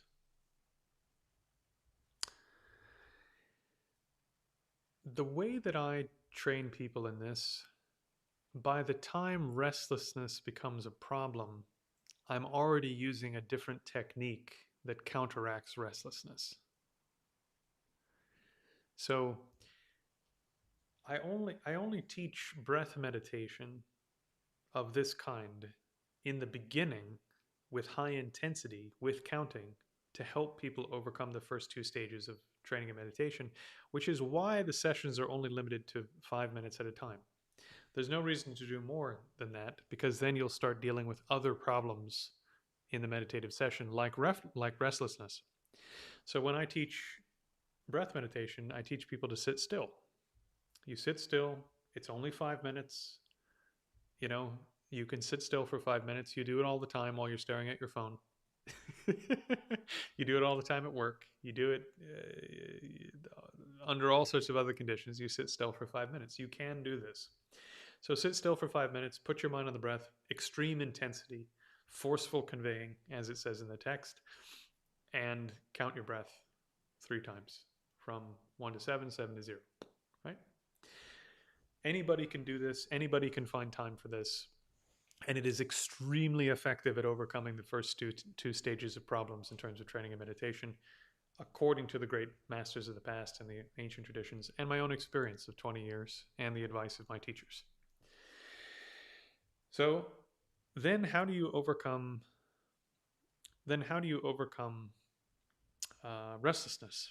Well, you overcome restlessness is mainly coming up because the mind is becoming bored with the activity, or because the body is becoming uncomfortable. So you overcome this by doing body scanning. Body scanning is just naturally more interesting because you're changing the object all the time, but you're not leaving a meditative state because each movement is deliberate. So we're doing a moving object of meditation. The other benefit is you're calming down the nervous system and the body. And if you are into the sort of Indo-Tibetan view of what's involved in the body, there's also, a wind system or a channel system that runs through the body that's sort of sub-physical, or, subtle physical substances that are not made of normal particles, whatever, right? If, ignore me and all the weird stuff that us meditators talk about. So, you're sort of washing or clearing the whole system of that restless energy by taking an extremely calm mind, pooling all of the more calm aspects, let's say, of your mind into one area, and just flooding that whole area with the energetic signature, we could say, of that calm mind. And then you move to the next part, and you do that over and over until you've been over the whole body. So it's like giving your whole body and your nervous system and your energy channel system like a big scrub, a big wash. And so you're cultivating concentration, you're using a technique that makes you more concentrated, and the benefits will last longer of calmness and concentration because you're doing it at the level of the physical body, and for the weirdos like me, you're at the level of the subtle body. And so even after the session, when you're not working on it actively, you will be enjoying the benefits of a calmer body, nervous system, etc. for a period of time. Hopefully by the time you come in for the next session, you're still sort of riding the sine wave curve of the benefit, right? Where you have sort of rising benefit, maximum benefit, and then it begins to decline. If you can catch it sort of here, and then you start a new wave, and then you catch it here again, and you start a new one, well, now you have a graph where you're making progress, you see? So this is how I teach overcoming restlessness without really telling anyone about it.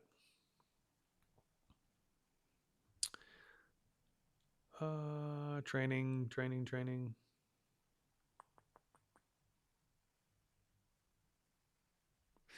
Yeah, so somebody, Cleric said that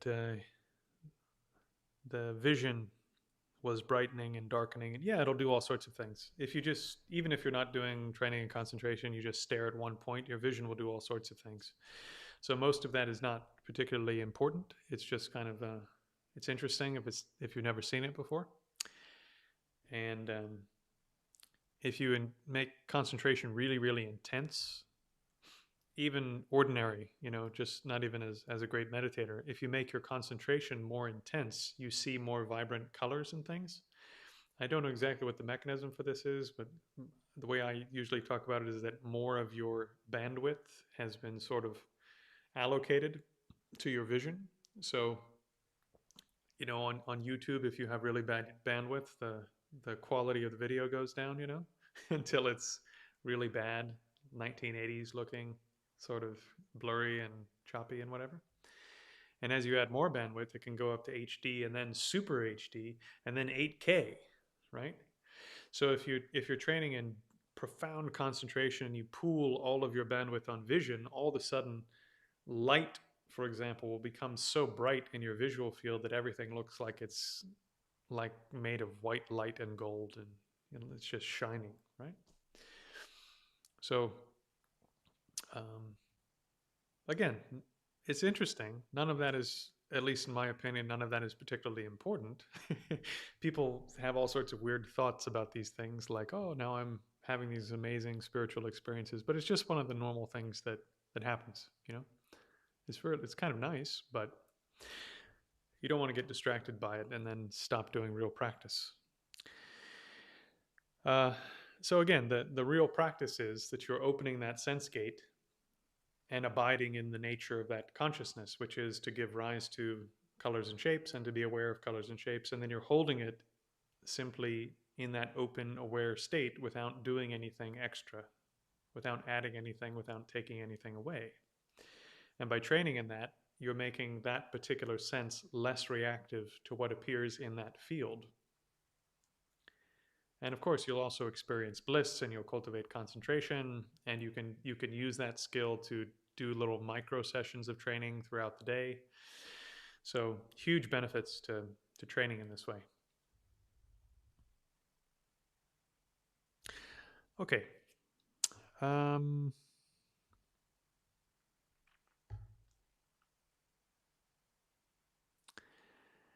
That is a good question. Someone asked how to contact me. So if you go to the links that should be below this video, and if they're not there, I'll add them after the stream. One of the links is to my Facebook page, Modern Buddhist Practice. And through the Facebook page, I'm the only administrator on that page. My name is Jared Jones. And so you can find me as the administrator of that page and then send me a message through Facebook. If you wanted to just hop into the school, SKOOL, the school course for the 5 Foundations of Meditation, similar, you would just sign up for the school course and I will take you way, way, way, way, way, way, way deeper in the material than I've even done in the public facing stuff, because frankly, you've got to be a bit of a nerd to go really, really deep into this material. But there's a lot of benefits to doing it. So for the super nerds that really want to get a lot of mentorship and go really deep, I've now set up the school where I'm curating everything into one place. And I have basically a book that's about, I don't know, 250 pages that details how to do this full on. So you could join the school group that I have. If you join the school group that I have, SKOOL, should be in the links already. If not, I'll add it soon. Then through that, I'm going to continue to update that and add more and more resources. And you can also talk to me one-on-one through their system. And we can carry on through there. And of course, the more people that sign up for the school, the more of my time I can devote to doing this and continue to give these free bits of advice and teachings, as well as continuing to upgrade what it is I do in the paid offerings.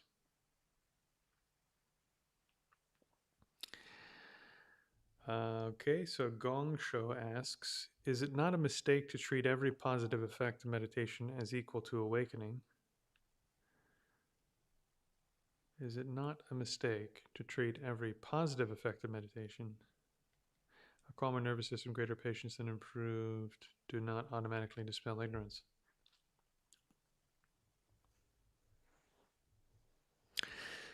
Yeah, so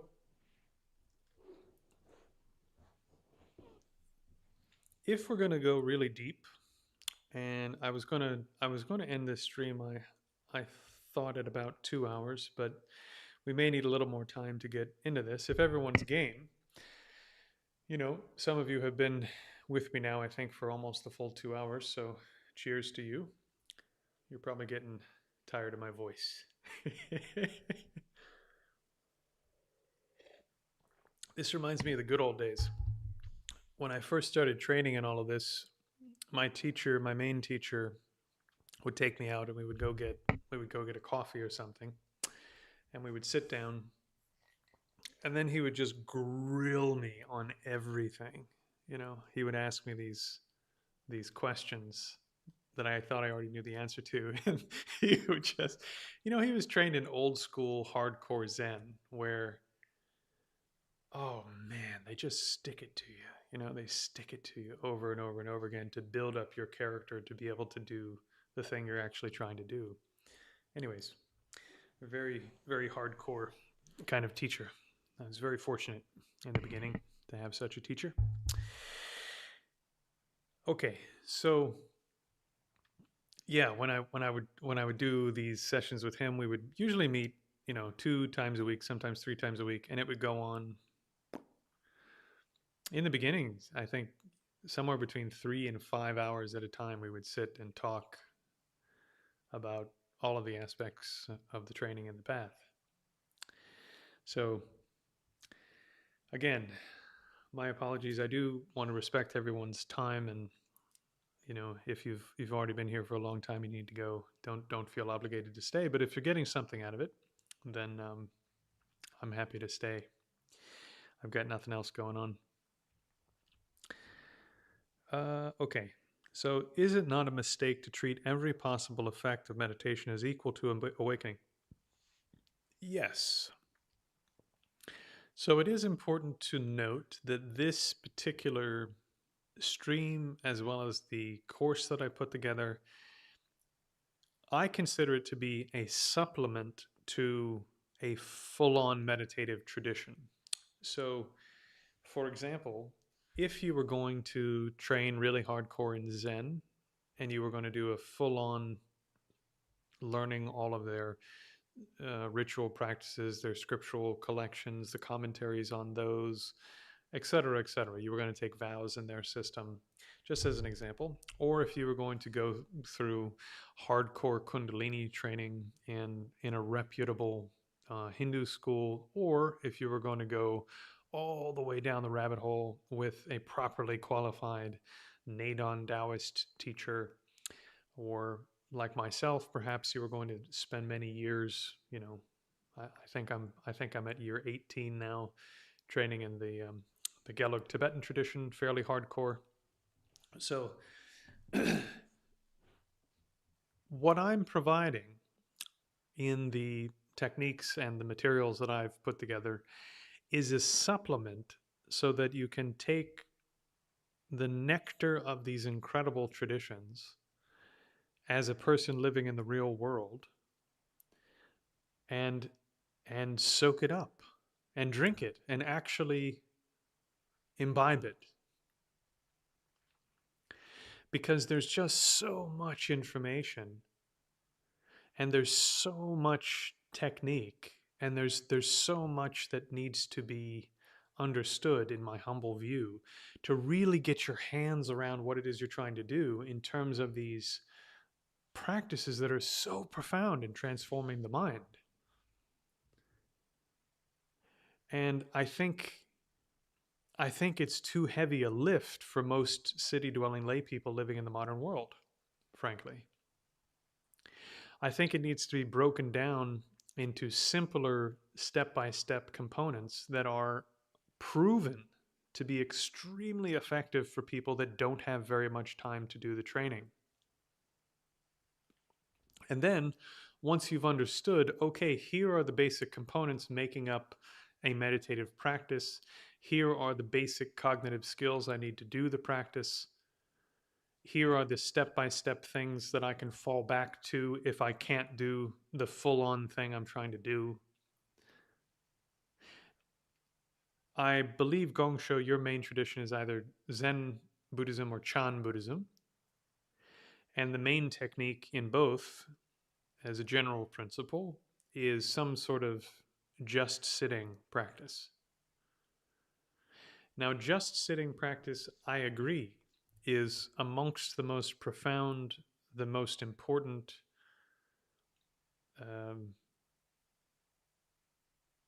amongst the most profound and important meditative techniques that exist, hands down. If you look at modern schools of Taoism, for example, they also practice just sitting. They call it Zhuang, sitting and forgetting, and half a dozen other things. If you look at modern Hindu schools, there are some modern Hindu schools, like the system that Sadhguru teaches, for example, where they teach just sitting also.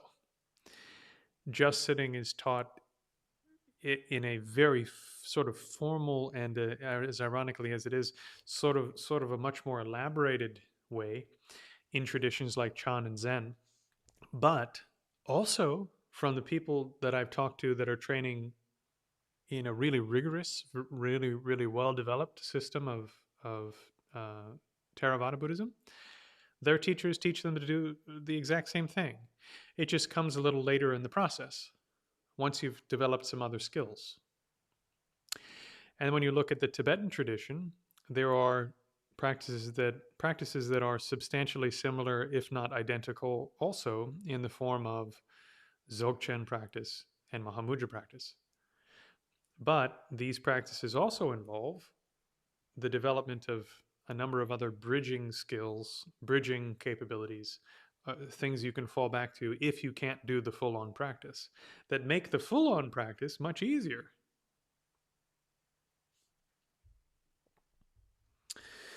So, what I'm attempting to do is for modern city dwelling lay people to provide them with a set of cognitive skills that could take you pretty far down the road in terms of these trainings. Um, what I claim to offer is enough of this material presented in a way that's understandable to modern people, um, that you could go from basically not knowing anything up to the point of maybe first jhana, second jhana. And then in addition to that, to be able to realize selflessness at the level of what the Tibetans would call a valid inference. This comes from the Middle Indian Nalanda period. So, not realizing emptiness fully and directly, which requires full on samadhi conjoined with vipassana and meditating on that for extended periods, but valid inference, which can be had using earlier stages of meditation. And just doing that by itself will change the rest of your life forever. And so, if you combine these skills of understanding how meditation works and mind training works in general, and understanding, in particular, this piece of selflessness, and then all of these other components are there too: training in impermanence, training in compassion, training in loving kindness, etc. If you can understand these moving parts and you can actually do them, then when you go to the full on tradition and you're marinating in the incredible sort of richness of one tradition teaching you the profundity and the details of one way of doing this stuff, it will make way more sense to you. And in my humble view, you'll actually be able to do it. You'll be able to do it much more profoundly, much more easily. And if you can't do it, you'll understand, here's what I need to fall back to gain the skills to be able to do what they're talking about here. That's what I'm trying to do. So I'm not trying to start a new denomination of Buddhism, and I'm certainly not just trying to offer people a taste test where you can just like get a little taste and then you're sort of floating around, you know. If people want to train hardcore, I can give you instructions for training hardcore. And you can go pretty far down the road with that stuff. It's at the point where if you wanted to start then, for example, if you want to, I don't know, activate Kundalini or something, you need to go train with somebody that holds a full lineage for activating Kundalini in the Tibetan tantric system or the Hindu tantric system. Or if you want to do hardcore Neidan or Qigong practice, you need to go train with qualified people in those lineages. Or if you want to try to attain the realization of selflessness through just sitting in a direct manner, you need to go with somebody who's fully realized in a tradition of that kind and train with them and do it properly. You see what I mean? But if you've already gained significant levels of meditative concentration through these techniques, because they're straightforward and easy to understand and step by step, and if you've already gained some ability to rest in the conventional nature or the fundamental nature of vision, sound, smell, taste, mental sense, etc., well, now you have all of these skills that can be put to use if you're trying to do something like just sitting at a high level. Right. So I'm not equating any of these to awakening. I'm saying that for city dwelling lay people living in the modern world with limited time, it's my humble view that you need techniques that will work for people living in those circumstances. If you wanted to do just sitting as your only practice, if you're interested, I can send you links to videos of what it takes to be successful in that practice. And it certainly is not sitting for an hour a day and then screwing around the rest of the day. You know? I mean, people that are like truly successful and gain the most profound realizations in those systems, they do practice 8 hours a day. It's a full-time job. In the Dzogchen tradition, some of the there's a documentary on Dzogchen nuns that I posted somewhere at some point. It's on YouTube for free. They do practice for somewhere between 16 and 20 hours a day every day, and it's a just sitting style practice. So just sitting is and abiding in the conventional ultimate natures of mind is unbelievable, extremely important, extremely profound. But if you're trying to gain realizations using that technique, unless you have the ability to sit and sit and sit and sit until everything just settles down by itself and the nature is just revealed by itself, with the help of a pointing out teacher, by the way, those systems depend entirely upon having a teacher who can point out to you when you've accomplished certain benchmarks and so forth in those trainings. So unless you have that, in my humble view, it's not the most effective thing for a modern city-dwelling layperson to be doing. There are other things which will help you gain deeper meditative accomplishment more quickly rather than just sitting in and trying to do nothing. Sitting and trying to abide in the nature of consciousness when you have no idea what that is, no idea whether or not you're being successful, and usually no teacher there who can mentor you and point out to you when things, yes, that's the real thing, no, that's not the real thing, yes, that's correct, but don't focus on that, keep going, no, that's bullshit, leave it alone. Stop doing that or you're going to waste a lot of time. Like, these systems are built entirely, just sitting systems are built entirely on the mentor-student relationship. There's a reason it's called mind-to-mind transmission.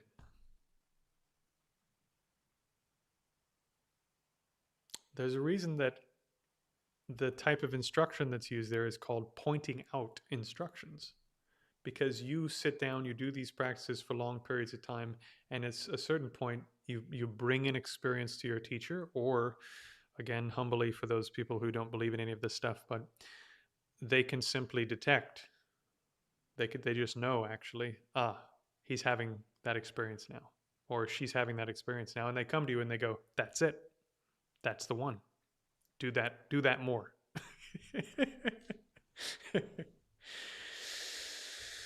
Oh, okay, rant over, rant complete. So I recommend all the time, if you want to go hardcore, go full on, find a really good teacher in a proper lineage that holds that lineage, who can take you into the deepest levels of that lineage. What I do is provide a supplement and a support for training in whatever it is you're already training in, so that you can understand all the moving parts and make as much progress as you can as a modern city-dwelling layperson. That's what I'm offering.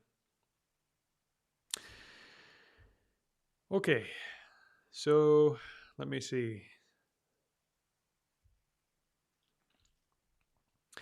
So I think that's all the questions. I will wait for. Yeah, someone says they'd love to be able to meditate 8 hours a day. I was contemplating and talking to my wife about it too, because this is another thing that I talk about in the more intensive materials. But if you're trying to train hardcore, for example, by sitting 8 hours a day, and you have a wife or kids or a job or other people that depend on you for stuff, you have to get good at garnering the support of those people, because doing long-term hardcore practice it's like a team endeavor.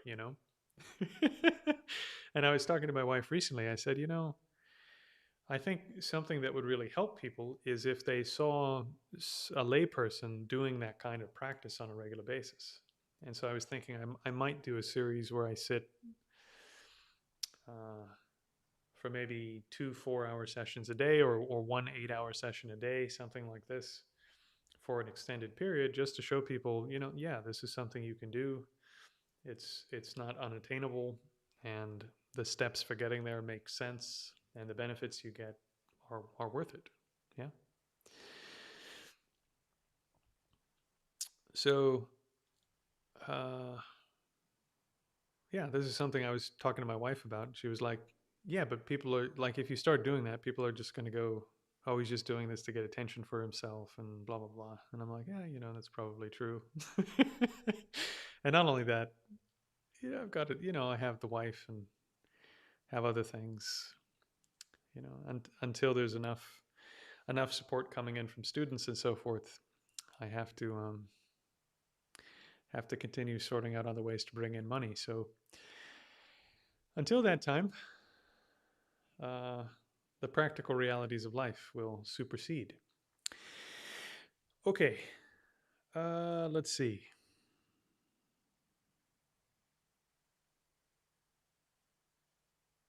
Someone says, I've moved near the ocean to be a non modern forest dwelling meditator, but not practicing enough. Yeah, this is actually something they talk about in the classical texts. So it's just so fascinating to me. We live at a time where more meditation is maybe taught to more people than any other period in human history.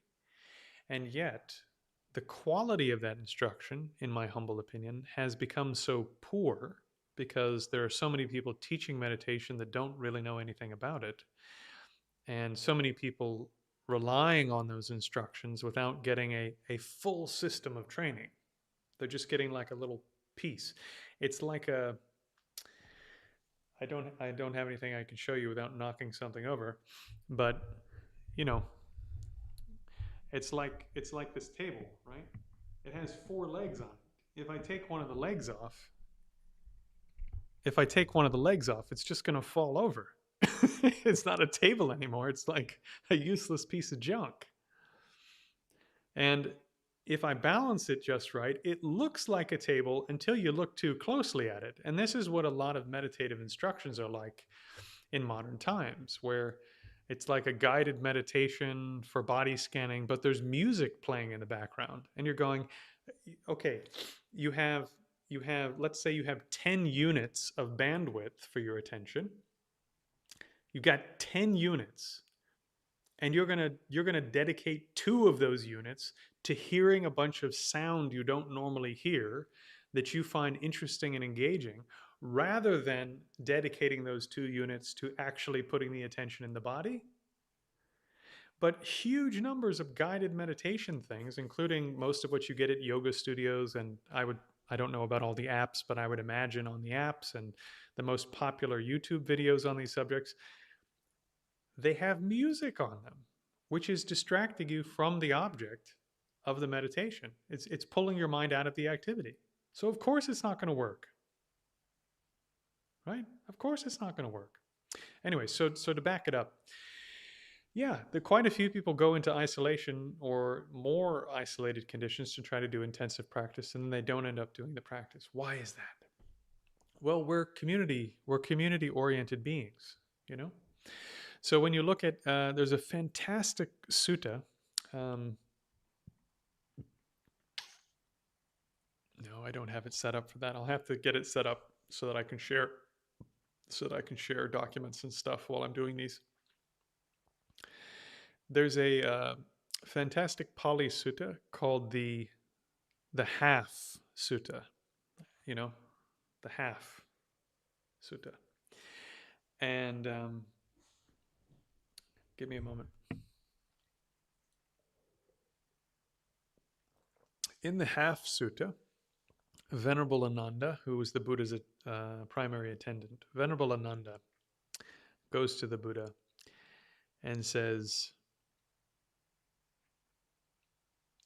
something along the lines of, isn't it wonderful that our friends and comrades and teachers are half of the holy life.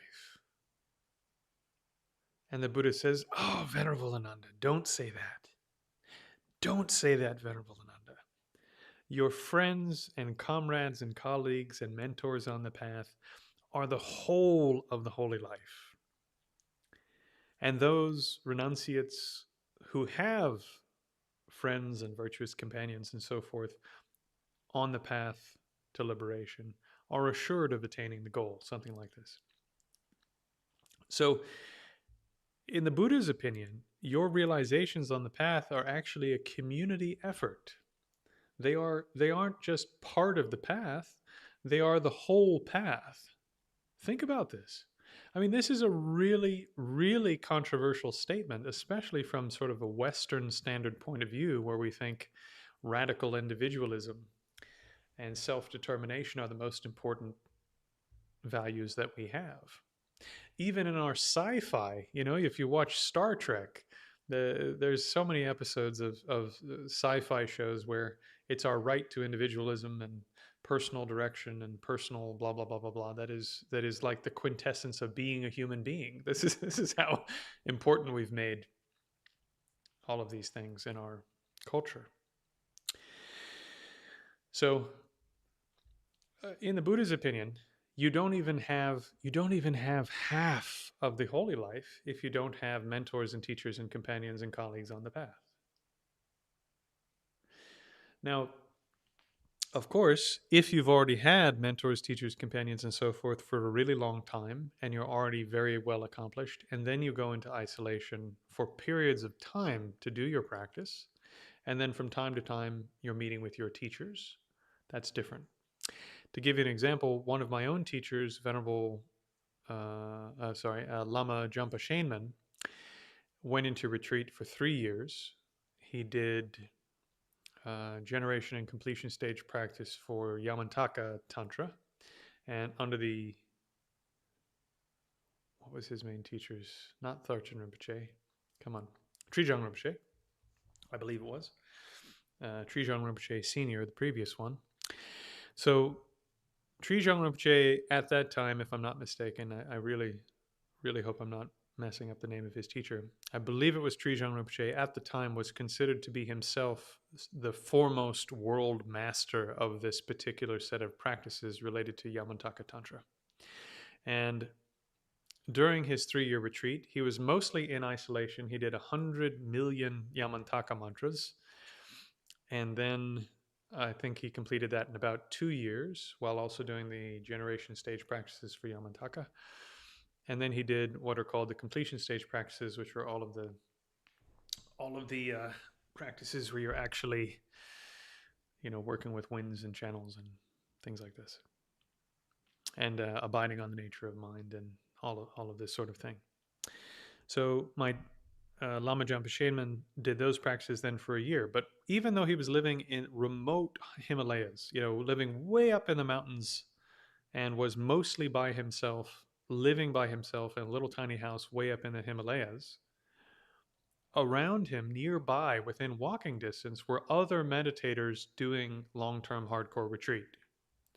And so while he was in deep meditation and doing these intense practices, he was always within a short walk of other people who could give him moral support, give him advice, kind of shepherd him along. And when he's having a bad day, maybe they're having a good day, that kind of thing,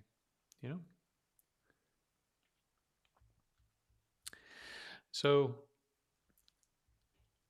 that is really the function. If you have people around you who have more knowledge than you, more experience, and you end up with sort of this safety net of motivation and knowledge where you're always within arm's reach of the information or the motivation you need to carry on with the practice or to stop yourself from falling into pitfalls in the practice, even if you're living quite remotely. And then, of course, also, I think he said about once a week or once every 2 weeks for the 3 years he was there, he would meet with his teacher. Once again, I believe it was Venerable Trijang Rinpoche. And they would sit and they'd have lunch and they would talk about the practices and talk about all of these things. Talk about how his practice was going and the signs that were emerging from his practice, and uh, you know, just giving him advice on how to carry on with the retreat, and sometimes giving him moral support and whatever was required. So, friends and comrades and colleagues and mentors are the whole of the holy life. Your realizations depend upon having a community of people that you rely upon to help you stay on track and help you avoid mistakes and pitfalls and to help keep you motivated. This is how we express love and care and affection for each other as fellow human beings. But also as people traveling down spiritual paths, you know? Okay.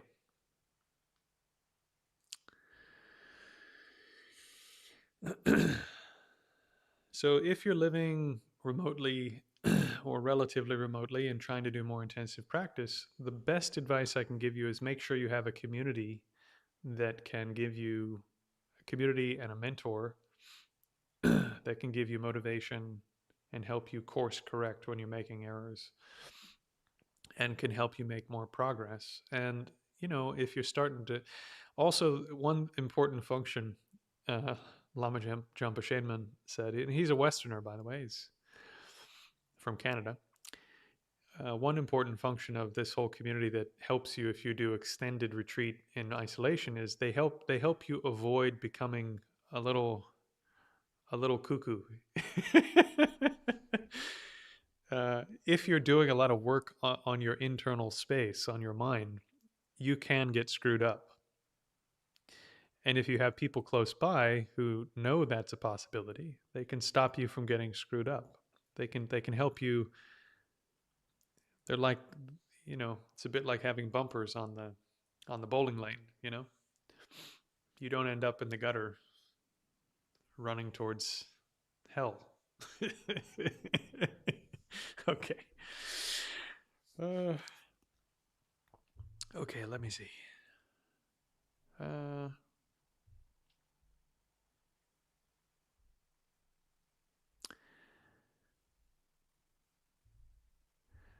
it says, it's a rude awakening to come back to the body. Yeah, yeah, sometimes if you're doing long retreat and you're having good sessions, sometimes, you know, like when I've been in longer retreats, it can be a rude awakening if you come back. Like you're having a really good session and the mind's very intensely concentrated on whatever type of meditation you're doing. But, you know, this is day 14 or whatever, and your body's just like a wreck from from sitting for so long. and so by the time you get back to actually full on feeling what your body feels like, it's just a disaster, you know. It can be a rude awakening. Someone says thank you. No, thank you for being here. Thank you for spending the time. You know, as far as everyone knows, at least since I've only really been doing this hardcore on YouTube for about a week, nobody really knows me here.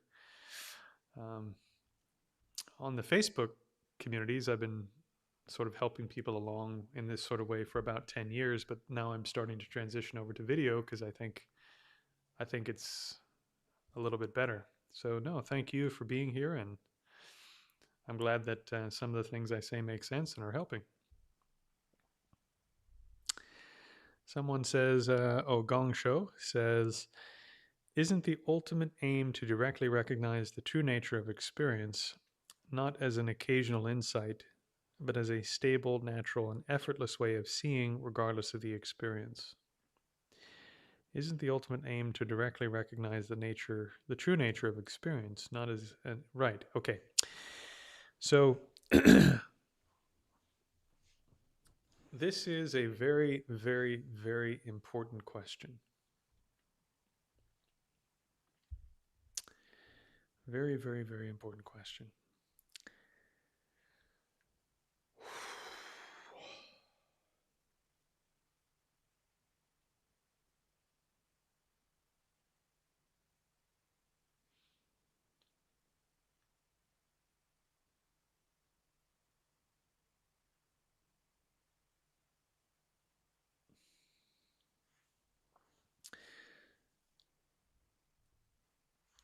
in the Nalanda tradition, the Middle Indian period and continuing up through the modern Tibetan period for Mahayana Buddhism, there's a great scholar by the name of, I want to get this right. I'm actually forgetting if this came through Vasubandhu's commentary on Asanga, which would have been 2nd or 3rd century, or if it was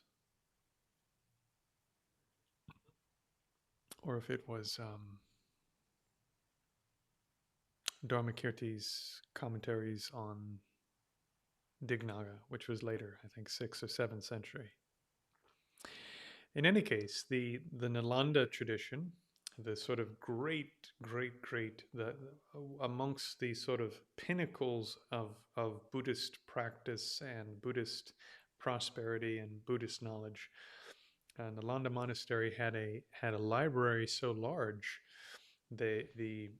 when the invading army came to very, very unfortunately, most unfortunately, to kill all the monks there and burn the library down, the invading armies said it took 3 months to burn down the libraries. So this was the amongst, if not the premier intellectual institutions of its day. So according to the great yogis, meditators, and great scholars of the Nalanda Buddhist tradition, when you're trying to go from the ordinary condition that you're in right now to a condition like you just described, where you directly recognize the true nature of experience not as an occasional insight, but as a stable, natural, and effortless way of seeing, regardless of the experience, there are a number of stages that you go through. And these stages are described in extreme detail in the works of great yogi scholars like Asanga. So Asanga spent 12 years meditating isolated in a cave with the goal of meeting Maitreya Buddha face to face. And it's said that Asanga did, in fact, meet Maitreya Buddha face to face, and then Maitreya gave him, through a number of teachings over a period of time, I think it was 5 texts. And then his brother Vasubandhu wrote 5 commentaries on those texts, and then those became part later of the Nalanda tradition of Buddhist understanding and practice. So amongst the teachings in those texts were what are called the Bodhisattva levels, where the heroes of awakening, the levels of the heroes of awakening, right? Bodhisattva, awakening heroes or heroes of awakening. So in those texts, they describe a number of stages that a person goes through when they're training in recognizing the fundamental nature of reality and the fundamental nature of mind, along with cultivating all the other qualities of mind that you need to have and that need to come along with those realizations. And they describe 10 levels. 10 levels. So those 10 levels are described as paths and grounds. And I'm trying to recall, I don't remember the names of all 10 levels, but the grounds, the 5 grounds, are preparation, accumulation, seeing, meditating, and no more learning. So when you're in the stage of preparation, you're going through a process of actually in a normal way, conceptually learning about, in the first stage of preparation, just conceptually learning about all of the elements that are required in order for you to actually be successful in training in all of this stuff. And in addition to that, along the way, you're going to develop samadhi. You're going to develop the ability to engage in single point of concentration. And you're going to develop also eventually vipassana, the ability to do a single-pointed analytic form of meditation. And then through alternating between doing these two kinds of meditation, they will get closer and closer to each other until you can do single-pointed analysis without leaving a fully concentrated state. Every point of the analysis is in a fully concentrated state of samadhi. And then when you reach the conclusion of that analysis, the mind absorbs into the conclusion fully in a state of single-pointed concentration. So this is then the union of shamatha and vipassana, the union of samadhi and vipassana, the union of calm abiding meditation and special insight meditation. At the initial stage of unifying these two types of meditation, you then first meditate on what's called a valid inference of emptiness. So meditating on a valid inference of emptiness, which is a perfectly correct concept of emptiness, you burn up layer upon layer upon layer upon layer of ignorance. And through burning those up, eventually you break through and you see emptiness directly. And then at that point, you enter the path of seeing, right? So you go through the path of preparation. At some point, you develop the valid inference of emptiness, and then in a union of shamatha and vipassana, which I think is occurring, if I'm not mistaken. Again, I'm a little fuzzy on exactly where each stage occurs, but I think it's on the path of preparation. Then you're unifying shamatha and vipassana using this valid inference of emptiness, and then on the path of seeing, you finally break through and see emptiness directly, and then on the path of meditation, you're alternating between meditating on emptiness and accumulating other virtuous qualities and merit for the Buddhists in the room. And then through alternating between those, you eventually attain enlightenment. And if you're a bit familiar with this stuff, some of the things that you're cultivating along with wisdom are things like generosity, ethics, patience, perseverance, right? The other perfections on the path, because those have to be perfected to attain Buddhahood, i.e. the state of no more learning, the state in which you are fully developed. All negative qualities are removed, all positive qualities are developed. Okay, so isn't the ultimate aim to directly realize the true nature of experience, not as an occasional insight, but as a stable, natural, and effortless way of seeing regardless of the experience? Yes. Let's talk about what the Nalanda tradition says the general process of doing that is in regards to wisdom, in regards to the wisdom of selflessness and emptiness. For the non-Buddhists in the room, this may get a little technical and weird and Buddhisty, so I apologize. But I'll try to make it as friendly as possible to the non-believers. So it's either 6 or 7 stages. I can't remember the number of them, but as we go, we'll talk them through. You go through a process of going from, this is a technical term, not in the normal sort of faith versus doubt sense, but you go through a series of stages of going from a state of mind of doubt, which in Buddhist cognitive science we could say is a mind that fluctuates between various positions. That's what doubt is in Buddhist epistemology or Buddhist mind science. So you go from from doubt to what's called a correct assumption, to a valid inference, to a direct perception. This is the process. So what does that process look like in a practical sense? What it looks like in a practical sense is this. At first, you have completely the wrong idea. So this is called doubt tending towards the non-factual. So you think there's an independent self that is singular, that is independent of the body and mind, or can be independent of the body and mind, and that is unchanging. That there's this fundamental you that is the real you. And that's just how you feel about it when you're not thinking too hard about these things. And so someone tells you, well, no, actually, the self is interdependent. And you go, no, that's not right. Right?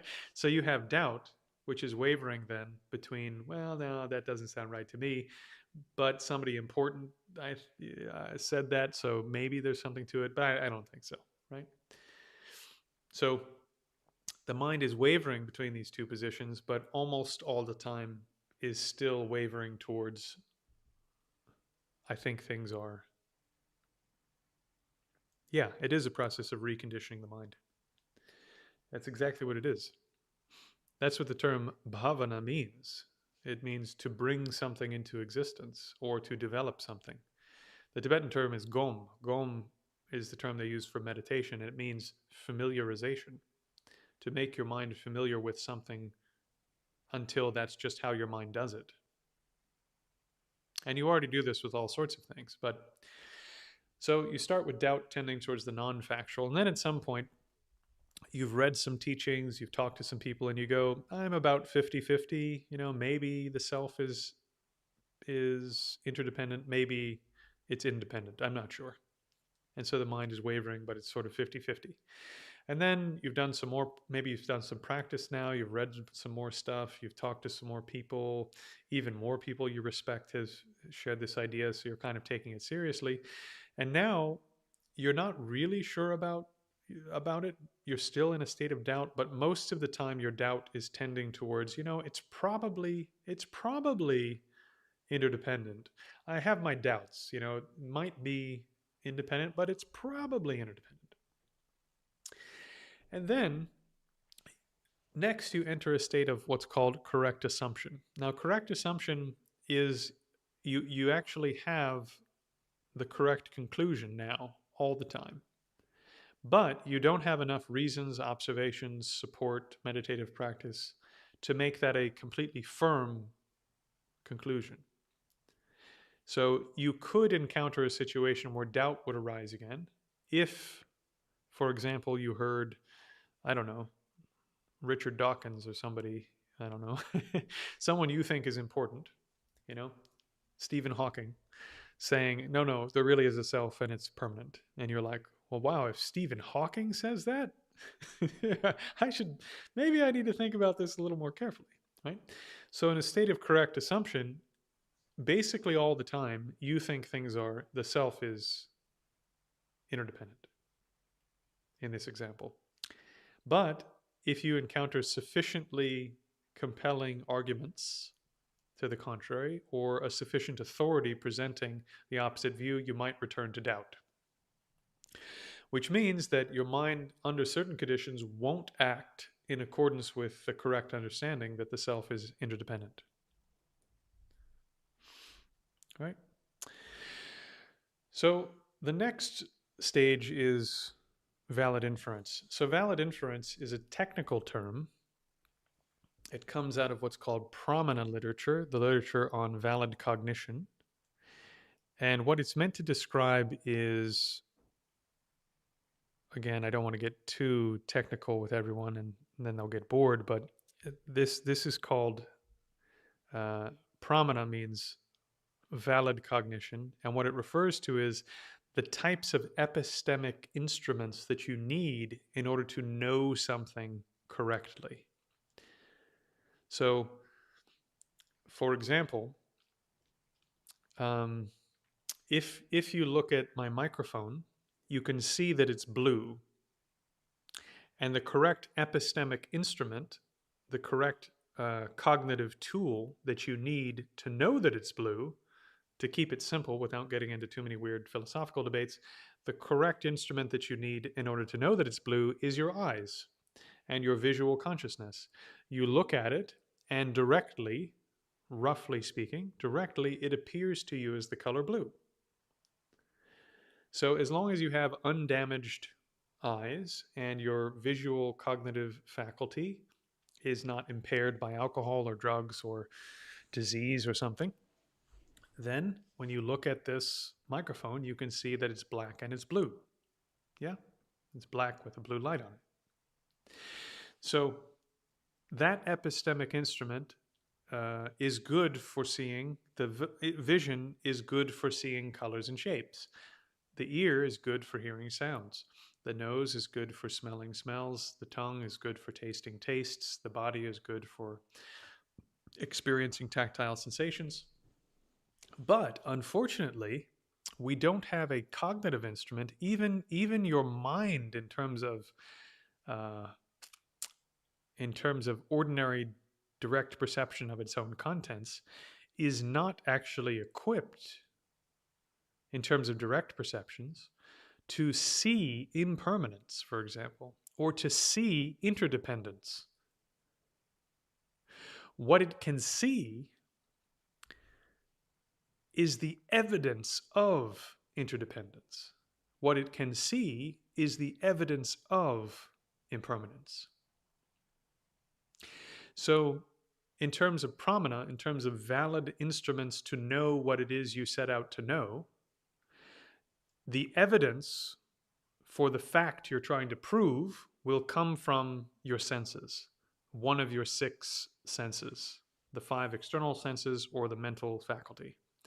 That's where the evidence will come from in terms of direct perceptions. But in order to actually know that things are impermanent, since it's not something that appears to your visual faculty or the other 5 external senses or the mental consciousness directly at this stage of practice, since it doesn't appear to any of these faculties, you have to infer from the evidence that's available to your faculties that this is impermanent in the subtlest sense, and that this is interdependent in the subtlest sense, and that I'm interdependent in the subtlest sense. So in order to validly know, in order to actually know and cognize and become aware of and have knowledge about the interdependent nature of myself, I need to have valid forms of evidence collected from other cognitive instruments. And then I apply reason based upon those observations, those things I can directly see, to come to the completely valid, 100% correct conclusion that this microphone is impermanent and that it's interdependently existent. i.e., it's not independently existent, or we could say it's empty of independent existence. In the same way, I am impermanent and I am empty of independent existence. Put positively, I am interdependently existent and constantly changing, right? So since those facts are hidden about myself, I have to collect evidence using one type of instrument, that is direct cognitions, and then apply reason from those direct observations to prove and gain access to this hidden information about what is there. Now, once we've done that, then when we have a 100% correct valid inference that, yes, the self is definitely interdependently existent, no doubt. Therefore, the self is definitely empty of inherent existence. Then once we can generate that 100% correct reason, that 100% correct conclusion, using 100% correct evidence that cannot be debunked by some other authority, because you have seen that evidence yourself directly, cannot be debunked by some later reason because you have assessed all of the reasons, then at that point, that 100% stable insight into selflessness would be called a valid inference. And that is considered to be not a minor accomplishment. According to the great sages of the Middle Indian period, this is a major, major accomplishment, and it takes many years. And to describe it in a paraphrase of one of my teachers, it is on the one hand, it's generally talked about as sort of now you have the correct idea, which makes it sound so flat. But in reality, it is a life-changing, life-altering, nothing will ever be the same now that you have done this. You can't ever think of anything, see anything, hear anything, taste anything, smell anything, think about anything the same, feel about anything the same, because you now have this understanding. Because it is a completely irreversible change in how you see everything that can't be debunked or removed from your way of thinking for the rest of this lifetime. That's a valid inference. It seeps into every other thought that you have. And so with that valid inference, you then combine shamatha and vipassana, meditating on that correct understanding until it breaks down so much of your ignorance that eventually you break through and see emptiness directly. And then you have the direct perception. The direct perception is when your mental cognition directly knows the very fact itself that, for example, the self, it doesn't exist inherently, doesn't exist independently, right? By seeing that directly, you've now seen the emptiness or the selflessness of the self. So you go through this process of the three kinds of doubt: doubt tending towards the non-fact, equal doubt, and then doubt towards the fact. And then you have a correct assumption, and then you have the valid inference, and you meditate on that for a long period of time on the path of, I think it's maybe the tail end of the path of preparation, or the maybe that doesn't start till the path of accumulation of the bodhisattva path. Not super important where it happens on the path, just the bigger picture is more important. And then finally, through breaking down your ignorance using this very powerful, life-altering valid inference, you then break through to this final condition of seeing emptiness directly. Once you've done that, then you spend years or lifetimes turning that realization of emptiness, that direct realization of emptiness, over and over and over again, marinating in that direct perception. And then when you come out of that perception in the post-meditative state, accumulating the other virtuous qualities you need on the path to be more beneficial to others: love, compassion, patience, perseverance, generosity, ethics. And if you're at that stage, if you're also interested in Tantra, then you would be using all of the tantric techniques that help you enhance both your accumulation of all these good qualities and your realization of selflessness. Right? That's what they're there for. They make the whole thing faster. If you're ready for it. If you're not ready for it, then it's like getting into an F-15 fighter jet and blowing up on the runway spectacularly. Because it's very complicated, very difficult, very hard to understand, and the techniques can screw you up mentally and physically if you don't do them properly. So, right. So anyways, long story short, exactly like you said, the aim is to directly recognize the true nature of experience, which is interdependent and impermanent. Not occasionally, but as a stable, natural, effortless way of seeing. You develop that through going through a process of sort of awkwardly initially developing a kind of rough idea about the nature of reality, then having a 100% correct idea about reality that's not very well supported. In other words, somebody could debate your pants off and leave you standing there with no pants, and you would be very embarrassed, right? Because you don't actually understand the reasons for any of this. And then finally, you arrive at having the valid inference, and you meditate on that with great diligence. And then you break through to the direct perception, and then you marinate in the direct perception over and over and over again, using whatever techniques. And all of that is described that whole flow chart is described very clearly by the great yogis and saints of India and Tibet, starting, if I'm not mistaken, from about the 2nd century, which is in Buddhist terms very, very, very early. I mean, some of our earliest material as Buddhists comes from that period. Okay.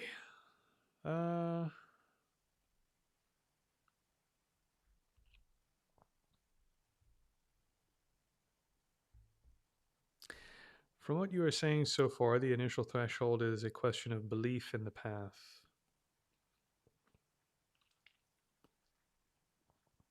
The evidence is subject to perceptual interpretation. Buddhism offers the wisdom of the Buddha's interpretation of the evidence. One needs to completely buy into the Buddha's interpretation of evidence, interpretation of experience over whatever habitual interpretation we have been indoctrinated into.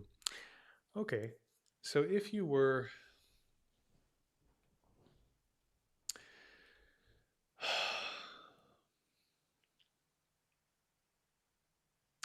this is another very challenging and surprisingly subtle point. Because in reality, I actually have great doubt that most of us as modern people, maybe as modern people in particular, but I don't think so. I just think in general, if you read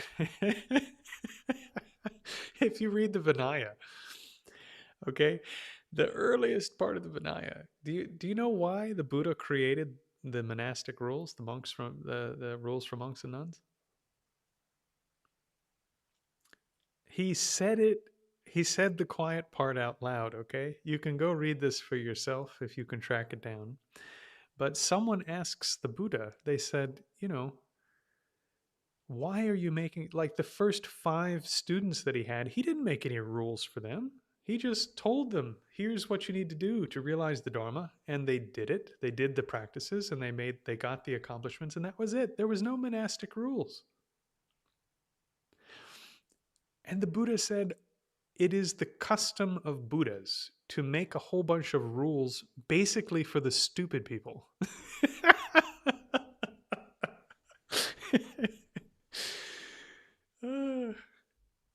That's pretty flattering, right? Like you need a bunch of ethics because you're too dumb to just do this without misbehaving. You should just be able to behave yourself and then just do the stuff that's going to help you because it's going to help you, and then gain the realizations and get it done with. But because we are so incapable, the Buddha said it's the custom of Buddhas as their teachings get more widespread and worse practitioners come into the fold to come up with the Vinaya rules so that uh, these less capable practitioners can remain in the fold and make progress. Okay, what does this say? I've lost my track. Okay, so we need to buy into the Buddha's interpretation. So what's really interesting is if you look at the earliest students of the Buddha, I mean, his own cousin Devadatta tried to kill him on multiple occasions. He obviously wasn't buying into what the Buddha was saying. And then the Buddha, on some occasions, there are so many funny Vinaya rules for monks and nuns because the Buddha would turn up somewhere. I think there's one story where the Buddha turned up somewhere and one of his monks had been having sex with dead bodies, fresh dead bodies. And his excuse was, well, nobody told me I wasn't allowed to do that. And I know I'm not allowed to make contact with a living person, so I figured this is the only way I could do it.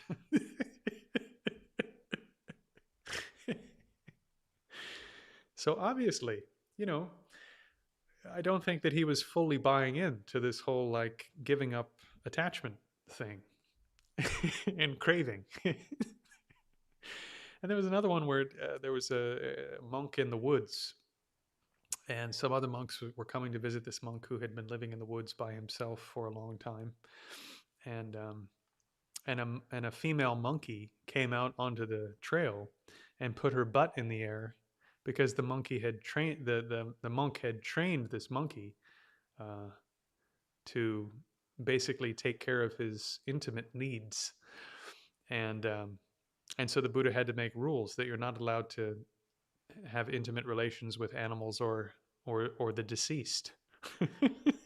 Okay, so were these people fully buying into the Buddha's teachings? Come on. It's It's an interesting question to ask. There's other stories that are interesting and worth contemplating. For example, there's the story of the hunter's wife.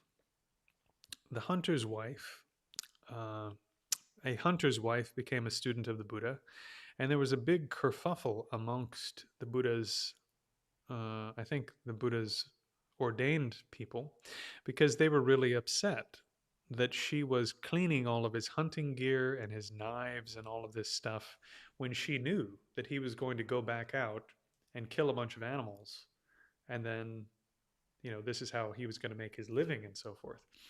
And the Buddha basically said, well, look, her role at this time as his wife is to take care of these things, and she's not killing anything, right? She's not committing any non-virtues. She's just doing her best as someone who loves her partner to take care of the things that he needs her to take care of so they can maintain their life. But I think as modern people, we would look at this and go, well, yeah, but if she really believed that killing is wrong, why would she stay married to some guy who's killing things all the time to make a living? Doesn't that mean that she's not really committed to the Buddha's teachings? Well, I don't know if it does. The Buddha didn't think it was a problem.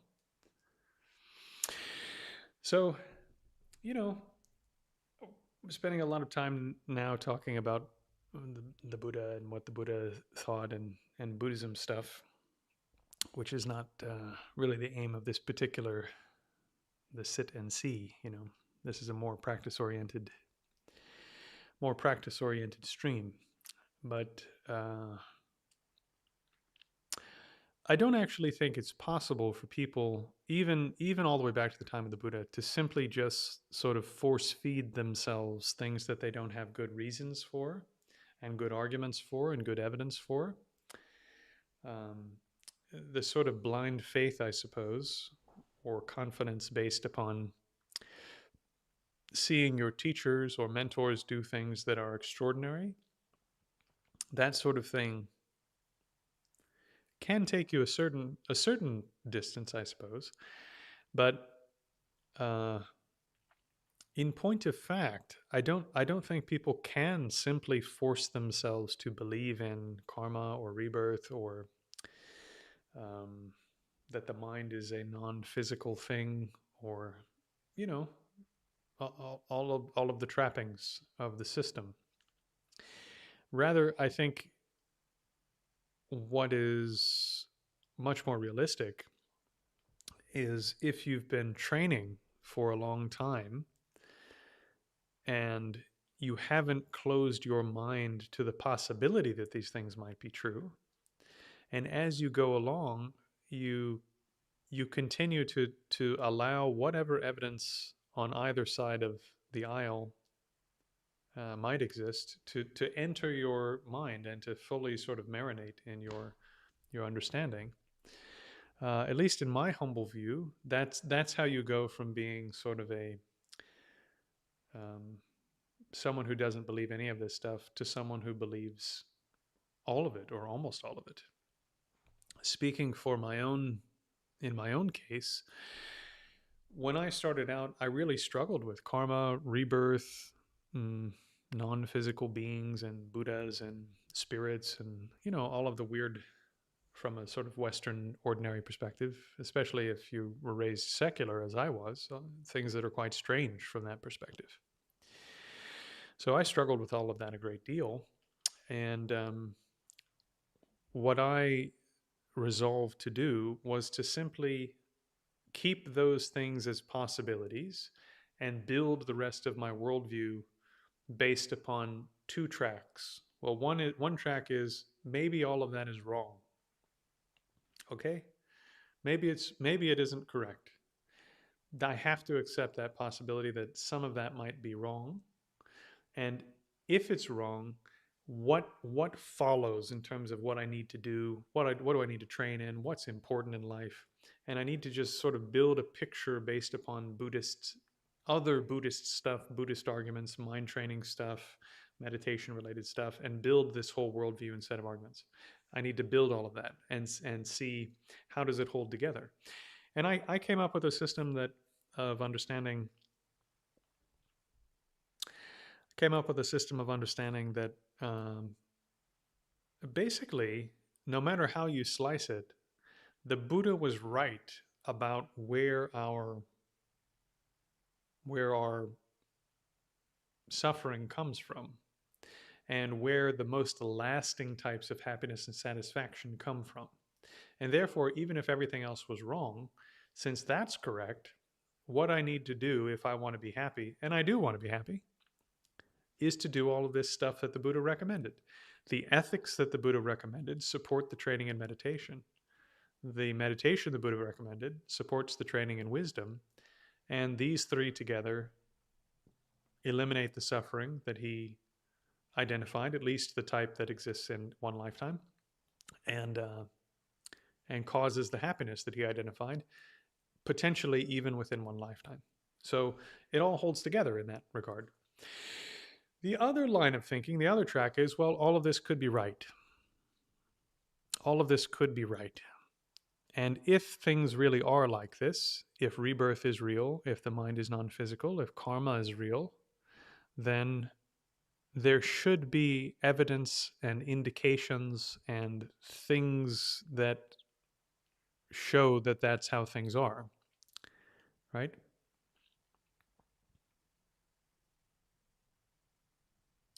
Because if that's how things are, that's a pretty radical state of affairs relative to, you know, your average Tuesday morning and bowl of oatmeal and, you know, conventional life. So what I set out to do over the course of 20 years was to also build that entire worldview and set of arguments, and then to support that also with my own training and the other experiences that I had. And so then slowly, slowly, slowly over the course of 2 decades, I just gathered experiences and things that happened to me and different lines of evidence from science, from physics, from philosophy, whatever the case may be, that tended to support that way of doing it. And then I put those to the test by challenging them with the best kinds of arguments and so forth that I could find. And then at some point, most of the doubt went away about all of that because of personal experiences and things that I had in my training and with my teachers. You know, my teachers did things that I don't really want to talk about that, but there were indications that my teachers had capabilities that extended beyond ordinary physics. And that gave me confidence that there may be other things also that extend beyond ordinary physics. Also, when I was doing my PhD, a big part of my work, well, not a huge part, but a significant part of my work was on what's called special status of consciousness approaches to quantum mechanics. And this is just the theoretical part of quantum mechanics. So when you look at what are called special status of consciousness theories of quantum mechanics, what they say, and this is not a fringe position. This is based upon the Copenhagen interpretation and one or two other schools. These are positions that were invented by and held by Nobel Prize-winning physicists and mathematicians, and are still held by some today. So these are not quack ideas or fringe ideas or, you know, armchair philosopher ideas. These are the ideas of some of the best physicists of our generation. What they said is that you cannot explain the existence of even a single particle in a particular state with particular properties without also accounting for consciousness. That consciousness and matter are basically two things that always have to come together. They always have to be together. And uh, in fact, it is consciousness that helps explain why it is that matter exists in a particular state when it could have existed in an infinite number of states when you analyze its own nature mathematically. So it could have potentially existed in an infinite number of different states, but instead it only exists in one. And the factor that explains, or at least helps explain, what state that it exists in is consciousness, and what it is that a conscious being can know about that particle. So this is called the special status of consciousness interpretation of quantum mechanics. And it was and is held by some major physicists. It's not a huge school, but it is a modern school, and it is held by some very, very intelligent physicists. So when you consider that matter and consciousness, even according to modern physics, uh, may be considered to be two different things, and that matter may be dependent upon consciousness, and that your brain is made of matter and might depend upon consciousness, this changes the equation pretty significantly.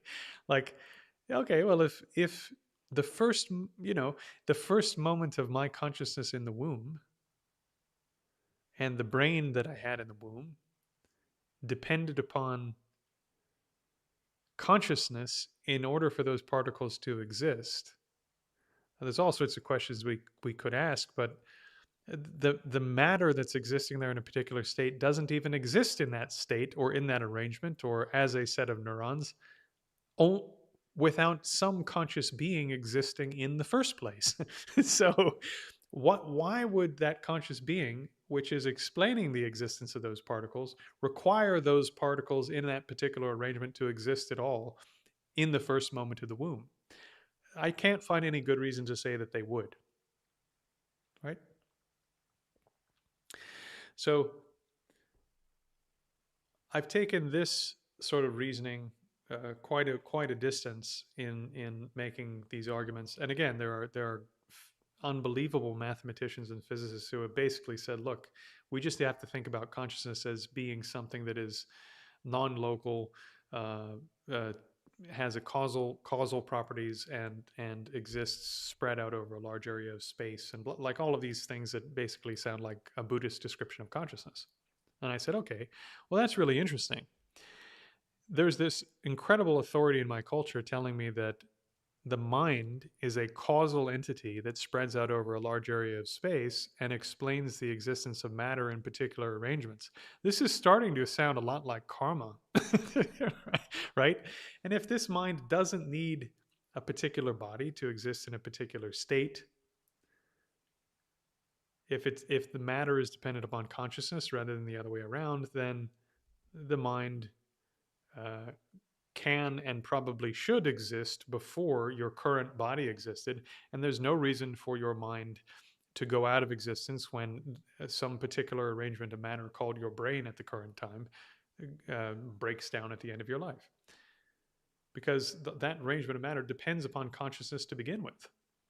So now we have some way to logically explain a rough sort of description of karma and a rough description of why consciousness is different than matter and has a causal relationship with matter, and very likely doesn't begin at birth or end at death. So I did that, and then uh, I started looking at things that are sort of at the edges of science, like the most systematic studies that have been done on large populations, very well designed studies in the last 5 or 10 years in particular, that are building upon previous failures in research for things like near-death experience.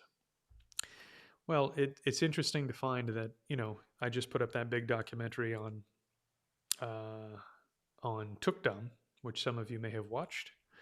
So there are these fringe cases or edge cases in the meditative tradition where people have control over death, where they can stop their body from decaying even after it's dead.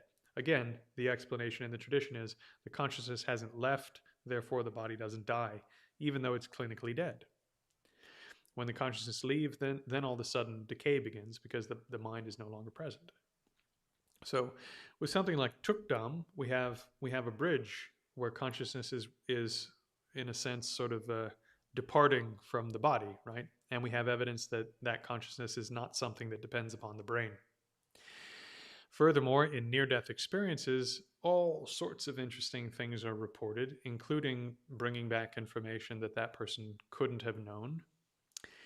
And what you find in near-death experiences are descriptions of heavens, hells, spirit realms, basically the entire set of realms of rebirth described in Buddhism, plus some extras. So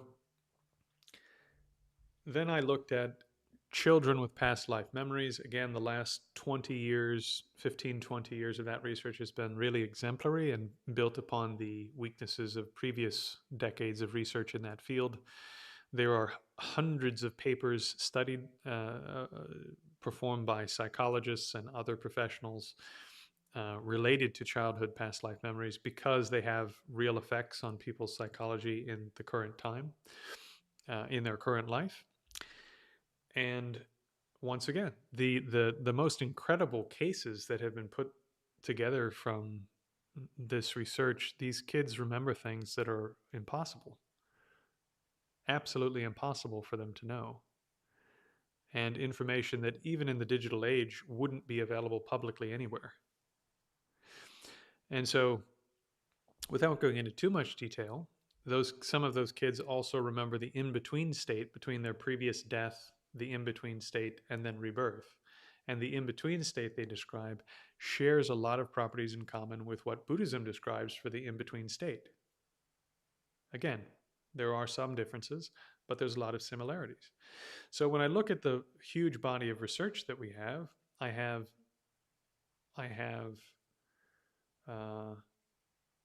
children with past life memories from all different cultures, including secular backgrounds, Christian backgrounds, Muslim backgrounds, you name it, not just Buddhist and Hindu ones. And then I have some of those kids remembering the in-between state, and that sounds a lot like what the Buddhists describe. And then during the current life, I have modern physics talking about how consciousness is required for physical things to exist, which would explain how and why consciousness can and does travel from one lifetime to the next and is still basically independent of the body in an ultimate sense, or in a conventional sense, however you want to describe it, even during a lifetime where it's bound up with a particular body. And then at the end of life, I have really rigorous now, at this point, really rigorous studies into near-death experience where basically the entire cosmology of Buddhism is being described by people going into various types of near-death experience. And in addition to that, I have practitioners of Tantra from the Tibetan traditions doing things like Tukdam practice, where they can keep their mind inside their dead body from a clinical perspective, no brain activity, no breathing, no heart rate, in the heat of the Indian summer for 37 days or 10 days or 22 days or whatever, where they can stay in a meditative state after they're deceased, completely deceased, for weeks without their body decaying, giving a strong indication that even though the body is clinically dead, consciousness is still present and active and doing something, and isn't dependent upon the mind, or isn't dependent upon the brain or the body in the normal sense that we mean in Western stuff. So when I put all of this evidence together for myself, and I also added philosophy, and I also added great yogis, modern yogis, sometimes on rare occasions sharing their experiences of meditation and saying, yeah, like Venerable Mahabua, for example. I recommended someone go watch Venerable Mahabua's. There's a video of him saying, Venerable Mahabua weeps for us all, I think is the name of the video. And at one point he said, it was a relatively ordinary day. I went and I sat down and I placed my awareness on on the chitta, on the mind. And I investigated the nature of mind, and all of a sudden I realized it really is selfless. And when I realized the mind was selfless, all of a sudden my ignorance was gone. Just like the Buddha said it would go away if I realized the selflessness of my mind. And when this happened, I turned my mind to my past lives, and they were infinite. And then I turned my mind to the suffering of other beings, and the suffering of other beings really was infinite, the way the Buddha described. And he said, and I was totally dismayed by this and thought there's no reason to teach because it's just too overwhelming. It's just too big.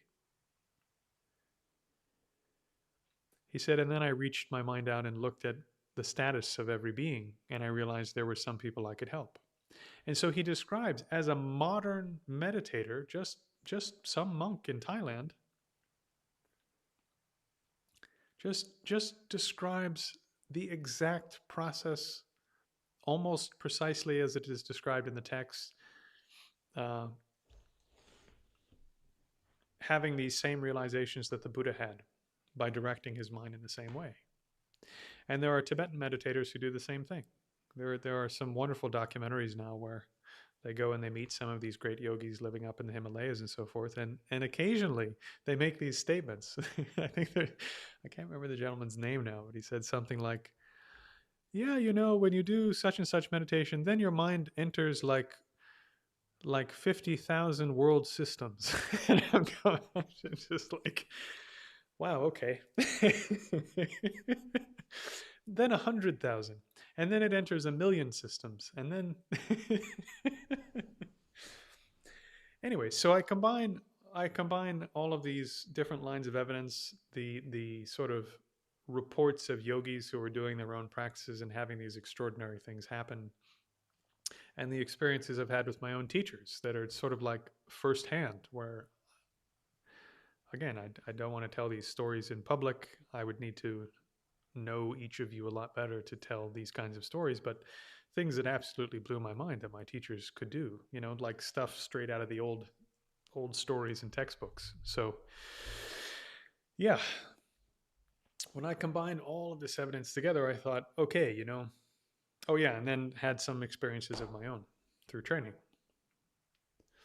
So when I combine these together, finally I arrived at a point where, now I feel like 95% settled. Almost all the dust has settled on my doubts about whether or not there's karma. I think there probably is karma. Whether or not there's rebirth, I think there's almost definitely is rebirth. Whether or not there are different realms of rebirth you can go to after this life, almost definitely. But this is not based upon just having faith in the Buddha. It's based upon the reports of yogis, scientific evidence, philosophical inquiry, personal experiences in meditation and practice, and personal experiences with my teachers. So this wide range of stuff gives rise to confidence, which is basically reasoned confidence. Okay. That was a long question, a long answer to a short question. Let's see. Bridging science and Buddhism. Yeah.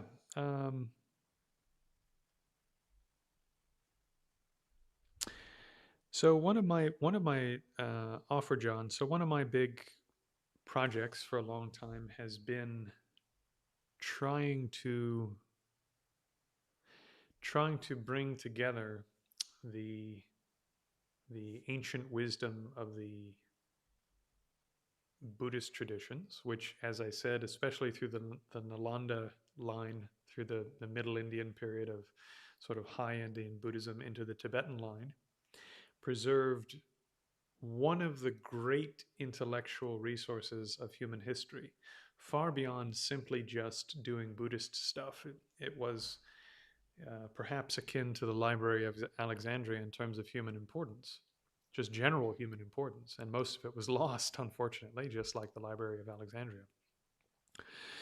But yeah, one of my big goals as a practitioner and as a scholar and academic has been to bring together these sort of ancient stream of knowledge and ideas and wisdom with, in particular, philosophy of science. That's what I did for my PhD.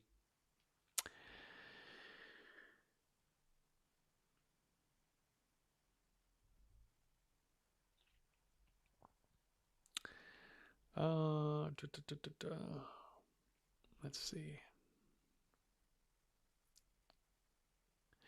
So, Offer John says, we are the universe, been conscious. I saw it on social media. So this is one of those common things, right? That we are the universe being conscious of itself, which I think is, it sounds good until you spend too much time thinking about it, and then it falls apart a little bit. But we're at about 3.5 hours now, so maybe we'll pick that up another day. Let me see.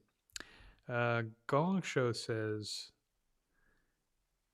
isn't the Buddhist description of consciousness dependently originating, dependent upon the coalescence of conditions at the point of contact?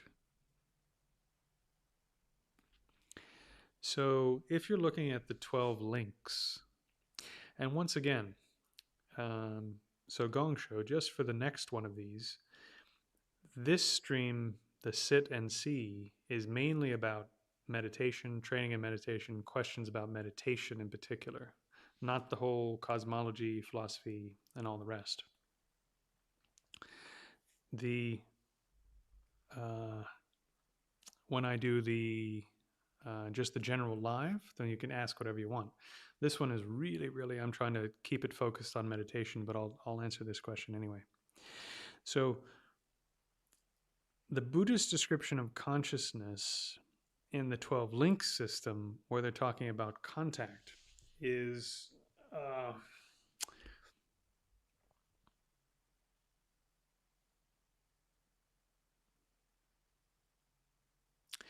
mainly talking about your consciousnesses at the level of human experience, for example. So if you dive really deep into the Pali Canon and the descriptions in the Pali Canon and the commentaries on the Pali Canon, there are a number of debate points where they're trying to sort out, for example, if consciousness ceases at a certain stage of the 12 links because it's dependently originated, what exactly are we referring to when we say consciousness in that context? Because there is still some type of consciousness, for example, that is carrying your karmic potentials from one lifetime to the next, that if it ceased entirely, you would just go out of existence between lifetimes. And so actually also in the Pali, I don't read Pali, but this is from a Pali scholar that I was reading on this subject. There's actually a different term being used there, and the type of consciousness basically that's dissolving, in my understanding, it's sort of referring to your human mind. So you have the 5 external senses, which are obviously dissolving at the time of death, but also your human mind, the type of mind that you have as a human being, the 6th sense, the particular way of working through the world and so forth that you have as a human being, that also goes away. But there's a more fundamental layer of consciousness that is dependently originated based upon the previous moment of consciousness, where this previous moment of more fundamental consciousness gives rise to this moment, gives rise to this one, and so on, right? And that's the one that is carrying on from lifetime to lifetime. And that's the one that's carrying your karmic imprints. And if you don't have something like that, then you can't explain how beings move from lifetime to lifetime. Sorry for sidetracking the session. No, I was actually planning on ending at 2 hours, and so we did all the practice and everything, and and I decided to just carry on and answer questions.